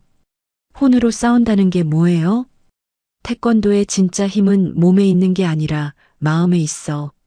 포기하지 않는 마음, 끝까지 서 있으려는 의지 말이야. 소라는 무릎의 통증을 참으며 기본 품새를 시작했습니다. 발차기는 높이 올라가지 않았지만 마음만은 하늘에 닿을 듯 높았어요. 관장님, 저희도 도와드릴게요. 아이들이 소라 옆에서 함께 품새를 했습니다. 작은 도장 안에 세 사람의 기합 소리가 울려 퍼졌어요. 결전이 하루 앞으로 다가왔습니다. 소라는 무릎에 보호대를 차고 진통제를 복용했어요. 완전한 상태는 아니었지만 싸울 의지만은 꺾이지 않았습니다. 내일이면 모든 게 결정돼. 이기든 지든 후회하지 않을 거야. 소라는 태극마크 도복을 정성스럽게 다렸습니다. 내일 입고 나갈 마지막 전투복이었어요. 결전을 하루 앞둔 밤 소라는 잠들 수 없었습니다. 무릎에 통증도 있었지만 무엇보다 내일에 대한 두려움이 컸어요. 정말 이길 수 있을까? 아니, 이기고 지는 것보다 제대로 싸울 수나 있을까? 새벽 2시 소라는 조용히 일어나 아버지 방으로 향했습니다. 장영배는 깊이 잠들어 있었어요. 소라는 아버지의 서랍을 열어봤습니다. 혹시 과거 자료나 훈련 노하우가 적힌 메모라도 있을까 해서였죠. 서랍 깊숙한 곳에서 낡은 VHS 테이프 하나를 발견했습니다. 라벨에는 1986년 국제시범 무대 마이너스 태권도 BS 가라테라고 적혀 있었어요.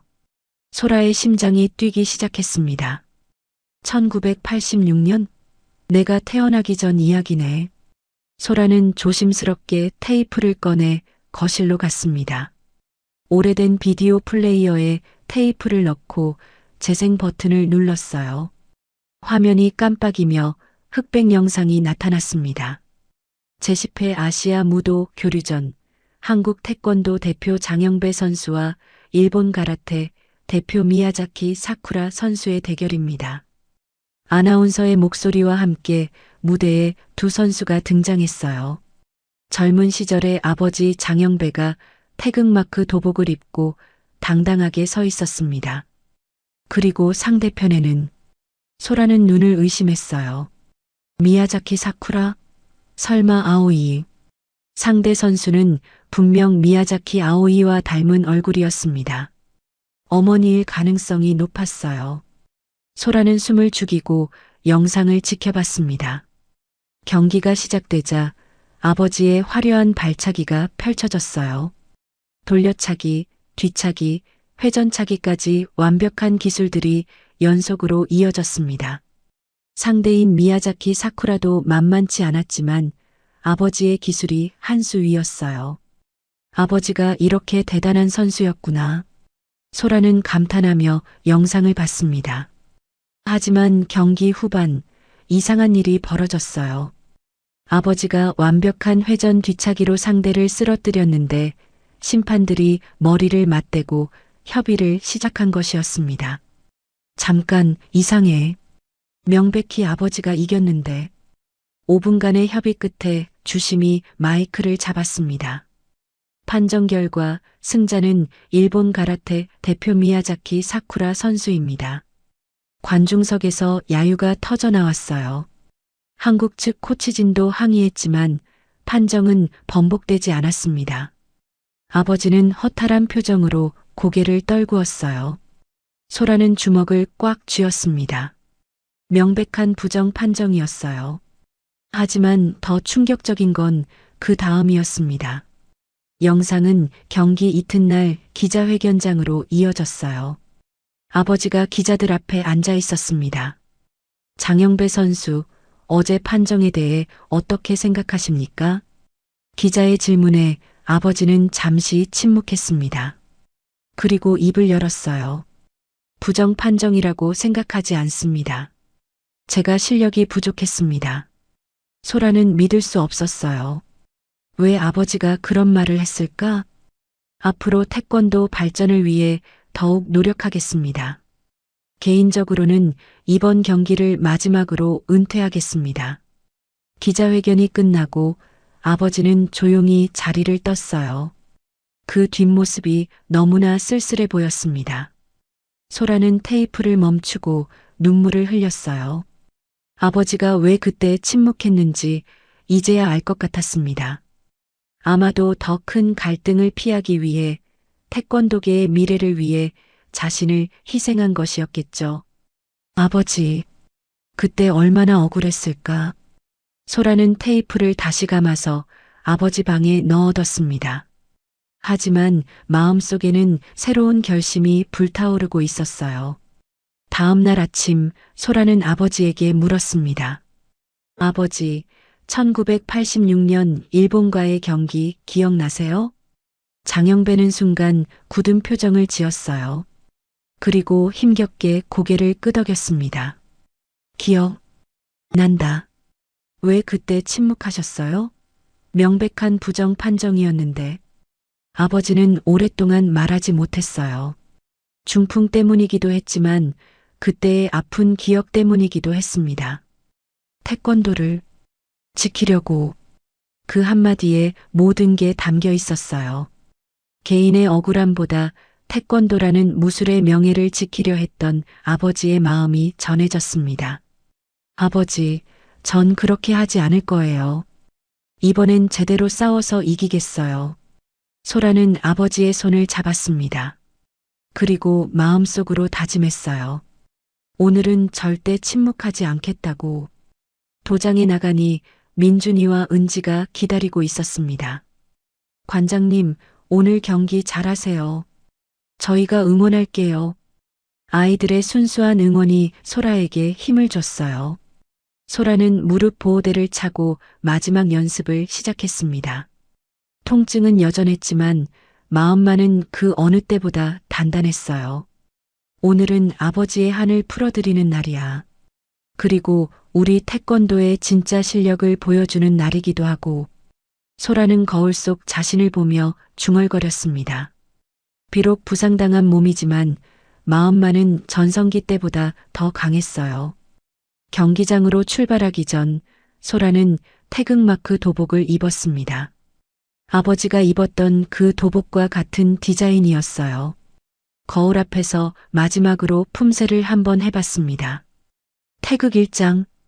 기합과 함께 시작된 품새는 완벽했어요. 비록 발차기는 예전만큼 높지 않았지만 정신력은 최고조에 달해 있었습니다. 이제 가볼까?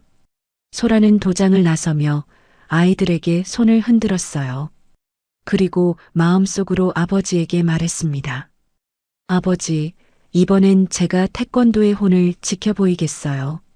그리고 절대 고개 숙이지 않겠어요. 결전의 시간이 다가오고 있었습니다. 40년 전 아버지가 이루지 못한 꿈을 이제 소라가 이어받아 완성할 차례였어요. 서울 시내 올림픽 체육관. 평소보다 훨씬 많은 관중들이 몰려들었습니다. 입구 곳곳에는 기자들과 카메라가 설치되어 있었어요. 전광판에는 큰 글씨로 태권도 vs 가라테 마이너스 여성 마스터 대결이라고 떠 있었습니다. 소라는 선수 대기실에서 무릎에 테이핑을 하며 마음을 다잡고 있었어요. 진통제를 먹었지만 여전히 아팠습니다. 하지만 포기할 수는 없었어요. 관장님, 파이팅! 민준이와 은지가 대기실로 찾아와 응원했습니다. 아이들의 얼굴에는 걱정과 기대가 동시에 어려 있었어요. 고마워. 너희들이 있어서 관장님이 용기가 나. 소라는 아이들을 꼭 안아줬습니다. 그리고 가방에서 아버지가 그려준 태극 문양 종이를 꺼내 가슴에 품었어요. 반대편 대기실에서는 미야자키 아오이가 여유로운 표정으로 스트레칭을 하고 있었습니다. 완벽한 몸 상태였어요. 그 옆에는 일본 측 코치진과 기자들이 함께 있었습니다. 아오이, 긴장하지 마. 상대는 이미 부상당한 상태야. 코치가 말했지만 아오이는 방심하지 않았어요. 알고 있어요. 하지만 절대 방심하면 안 돼요. 상처 입은 짐승이 더 위험하거든요. 경기 시작 30분 전 양 선수가 기자들과 간단한 인터뷰를 가졌습니다. 윤소라 관장님, 부상 상태에서도 경기에 나서시는 이유가 뭔가요? 기자의 질문에 소라는 담담하게 대답했어요. 태권도는 단순히 이기고 지는 것이 아닙니다. 끝까지 서 있는 것이 중요해요. 오늘 저는 태권도의 진정한 정신을 보여드리고 싶습니다. 이어서 아오이가 마이크를 잡았어요. 한국 태권도의 전통을 존중합니다. 하지만 스포츠는 결과가 말해주죠. 오늘 실전 무술의 우수성을 증명하겠습니다. 드디어 경기 시간이 되었습니다. 웅장한 음악과 함께 양 선수가 링에 올라섰어요. 관중석에서는 함성이 터져 나왔습니다. 소라는 태극마크가 선명한 도복을 입고 있었고 아오이는 검은색 가라테 도복을 입고 있었어요. 두 사람이 링 중앙에서 마주보는 순간 긴장감이 극에 달했습니다. 양 선수 인사하십시오. 심판의 지시에 따라 두 사람이 인사했어요. 아오이가 소근거렸습니다. 아직도 홍 같은 걸 믿어요? 현실에서는 전술과 피지컬이 승부를 결정하죠. 소라는 묵묵히 자세를 잡았습니다. 말 대신 행동으로 보여줄 생각이었어요. 경기 시작. 심판의 호각 소리와 함께 대결이 시작되었습니다. 아오이가 먼저 움직였어요. 빠른 직선 펀치로 소라를 압박했습니다. 소라는 후진하며 거리를 유지했어요. 무릎 부상 때문에 민첩한 움직임이 어려웠습니다. 아오이의 연속 공격에 몇 차례 히트를 허용했어요. 첫 번째 포인트, 미야자키 아오이. 관중석에서 일본 측 응원단의 함성이 터져나왔습니다. 소라는 입꼬리에서 피가 났지만 표정을 바꾸지 않았어요. 아오이는 자신감에 차서 더욱 적극적으로 공격했습니다.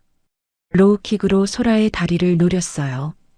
특히 부상당한 오른쪽 무릎을 집중적으로 공략했습니다. 소라는 고통을 참으며 버텼어요.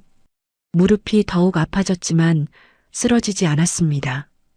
두 번째 포인트, 미야자키 아오이.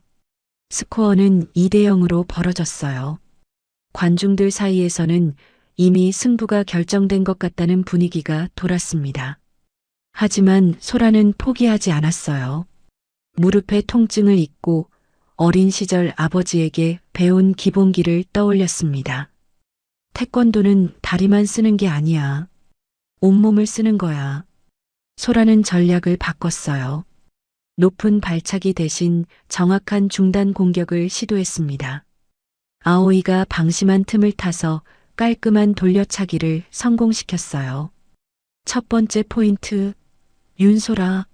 소라의 첫 득점에 한국 측 관중들이 열광했습니다. 민준이와 은지도 자리에서 벌떡 일어나 응원했어요. 관장님, 잘하고 있어요. 아이들의 응원 소리가 소라에게 들렸습니다. 갑자기 힘이 솟았어요.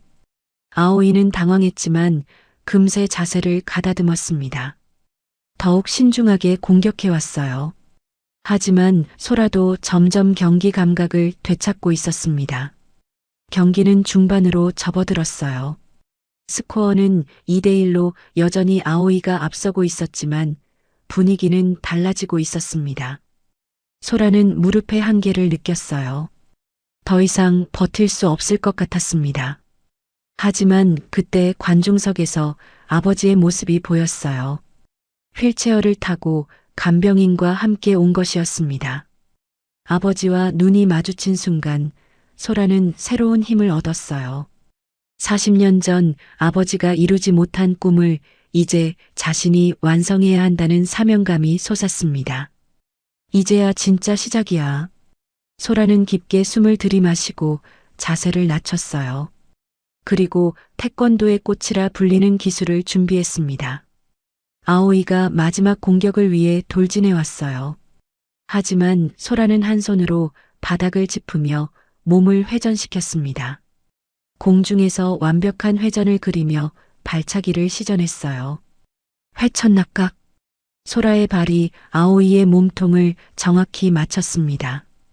아오이는 그대로 링 바닥에 쓰러졌어요. 체육관 안이 순간 정적에 휩싸였습니다. 아무도 말하지 않았어요. 그리고 몇 초 후 폭발적인 함성이 터져 나왔습니다. KO. 승자 윤소라. 소라는 한쪽 무릎을 짚고 있었어요. 마지막 기술을 쓰느라 무릎에 무리가 갔지만 얼굴에는 환한 미소가 번져 있었습니다. 관중석에서 민준이와 은지가 울며 소리쳤어요. 관장님이 이겼어요. 태권도가 이겼어요. 아버지도 눈물을 흘리고 있었습니다. 40년 만에 풀린 한이었어요. 소라는 일어서서 아오이에게 다가갔습니다. 그리고 손을 내밀었어요. 좋은 경기였어요. 아오이는 잠시 망설이다가 소라의 손을 잡았습니다. 제가 졌네요. 태권도를 우습게 본 제가 잘못이었어요. 두 사람이 악수하는 모습을 보며 관중들은 더욱 큰 박수를 보냈습니다. 승부를 떠나서 무도인으로서의 존경이었어요. 소라는 관중석을 향해 깊게 인사했습니다. 그리고 마음속으로 아버지에게 말했어요. 아버지, 해냈어요. 우리 태권도의 혼을 지켜냈어요. 오늘 밤 태권도의 깃발이 다시 힘차게 올라갔습니다. 결승전 다음 날 아침 소라는 병원에서 무릎 치료를 받고 있었습니다. 어제의 마지막 기술로 인해 부상이 더 심해졌지만 마음만은 그 어느 때보다 가벼웠어요. 의사는 걱정스러운 표정으로 말했습니다. 다행히 인대가 완전히 끊어지지는 않았지만 앞으로 몇 주간은 절대 안정을 취해야 해요. 정말 무리하셨군요. 괜찮아요. 해야 할 일을 했으니까요. 소라는 웃으며 대답했어요. 휴대폰에는 축하 메시지가 끊임없이 들어오고 있었습니다. 오랫동안 연락이 끊어졌던 태권도계 선후배들, 심지어 해외에서도 연락이 왔어요. 그런데 가장 중요한 뉴스가 하나 더 있었습니다. 미야자키 아오이가 기자회견을 연다는 소식이었어요. 오후 2시 호텔 기자회견장. 아오이는 정중한 자세로 마이크 앞에 앉았습니다. 어제와는 완전히 다른 모습이었어요. 먼저 어제 경기에서 보여준 무례한 태도에 대해 사과드립니다. 아오이는 깊게 고개를 숙였어요. 한국 태권도는 죽지 않았습니다. 제가 완전히 틀렸습니다. 어제 윤소라 관장님을 통해 진정한 무도 정신이 무엇인지 배웠습니다. 기자들이 놀란 표정으로 아오이를 바라봤어요. 이런 발언은 예상하지 못했거든요. 태권도는 단순한 격투기가 아니라 몸과 마음을 수련하는 무도입니다. 특히 끝까지 포기하지 않는 정신력에서 저는 큰 감동을 받았습니다.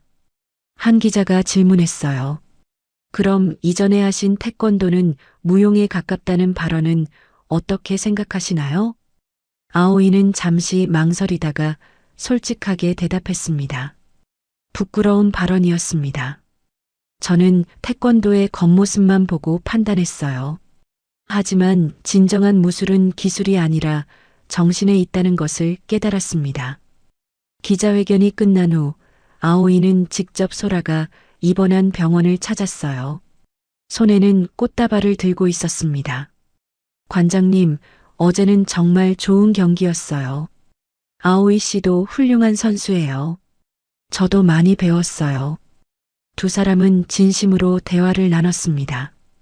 어제의 적이 오늘은 서로를 인정하는 동료가 된 것이었어요. 혹시 기회가 되면 일본에서 태권도를 가르쳐 주실 수 있나요? 제 제자들에게도 진정한 무도 정신을 알려주고 싶어요. 아오이의 제안에 소라는 놀랐어요. 하지만 기꺼이 승낙했습니다. 물론이에요. 무도에는 국경이 없으니까요. 이튿날 소라는 목발을 짚고 도장으로 돌아왔습니다. 그런데 도장 앞에는 예상치 못한 광경이 펼쳐져 있었어요. 수많은 사람들이 줄을 서 있었습니다. 관장님, 저희 아이 태권도 배우게 해주세요. 텔레비전에서 보고 감동받았어요. 우리도 태권도의 정신을 배우고 싶어요. 그 전에 떠났던 학부모들도 다시 찾아왔어요. 민준이 어머니는 미안한 표정으로 말했습니다. 관장님, 죄송해요. 민준이가 계속 태권도 하고 싶다고 해서. 괜찮아요. 언제든지 환영이에요. 소라는 웃으며 대답했어요. 도장 안으로 들어가니 민준이와 은지가 기다리고 있었습니다. 관장님, 정말 대단해요. 이제 우리 도장이 유명해졌어요. 아이들의 밝은 모습을 보며 소라는 가슴이 뭉클했어요. 이 모든 것이 꿈 같았습니다. 그날 오후 강무성 이사가 도장을 찾았어요. 이번에는 축하를 위해서였습니다. 소라 씨, 정말 대단해요. 협회에서도 큰 관심을 보이고 있어요. 고마워요, 이사님. 혹시 서울 시내 큰 도장으로 이전할 생각은 없나요? 협회에서 지원해 드릴 수 있어요. 하지만 소라는 고개를 저었어요. 아니에요. 저는 여기가 좋아요. 이 골목, 이 도장에서 계속 하고 싶어요. 저녁이 되어 새로운 제자들이 모두 돌아간 후 소라는 민준이와 은지에게 물었습니다. 너희들 우리 도장 이름을 바꿔볼까? 정말요? 어떤 이름으로요? 민준이가 신나게 물었어요. 혼도장. 어때? 혼도장. 좋아요. 은지도 박수를 쳤어요. 그날 밤 소라는 아버지와 함께 저녁을 먹었습니다. 장영배는 비록 말은 어려웠지만 표정만으로도 자랑스러워하는 마음이 전해졌어요. 아버지, 이제 태권도 걱정 안 하셔도 돼요. 제가 계속 지켜갈게요. 아버지는 힘겹게 소라의 손을 잡았습니다. 그리고 겨우 한마디를 했어요. 자랑스럽다. 소라는 눈물을 흘렸어요. 아버지의 인정을 받는다는 것, 그것이 가장 큰 선물이었습니다. 일주일 후 새로운 간판이 도장에 걸렸어요. 혼도장이라는 글자가 힘차게 쓰여 있었습니다. 그리고 그 아래에는 작은 글씨로 몸과 마음을 단련하는 곳이라고 적혀 있었어요. 개장식 날 수많은 사람들이 찾아왔습니다. 동네 주민들, 언론사 기자들, 그리고 다른 도장 관장들까지. 심지어 일본에서 미야자키 아오이도 축하하러 왔어요. 축하해요, 관장님. 이제 진짜 시작이네요. 고마워요. 함께 무도를 발전시켜 나가요. 개장식이 끝나고 소라는 새로운 제자들 앞에서 첫 수업을 시작했습니다. 태권도는 이기기 위해 배우는 게 아니야. 끝까지 서 있기 위해 배우는 거야. 아이들이 큰 소리로 대답했어요. 네, 관장님. 소라는 거울 앞에서 아이들과 함께 품새를 시작했습니다. 태극 1장부터 차근차근 마음을 담아서 창문 너머로는 태극기가 바람에 흔들리고 있었어요. 더 이상 희미하지 않았습니다. 당당하고 자랑스럽게 펄럭이고 있었어요. 소라는 속으로 중얼거렸습니다. 아버지, 우리 해냈어요. 태권도의 혼을 지켜냈어요. 그리고 이제 새로운 시작이에요. 도장 안에는 아이들의 기합 소리가 울려 퍼졌습니다. 그 소리는 골목을 넘어 도시 전체로 그리고 세상 끝까지 퍼져나갔어요. 태권도는 죽지 않았습니다. 오히려 더욱 강해졌어요. 혼도장의 깃발은 오늘도 높이 올라가 있었습니다. 그리고 앞으로도 계속 그럴 것이었어요. 왜냐하면 진정한 무도의 혼은 절대 꺾이지 않기 때문입니다. 이렇게 윤소라의 이야기는 끝이 났지만 혼도장의 새로운 전설은 이제 막 시작되었습니다. 그리고 그 전설 속에는 포기하지 않는 마음, 끝까지 서 있으려는 의지, 그리고 무엇보다 소중한 우리의 혼이 살아 숨쉬고 있었어요.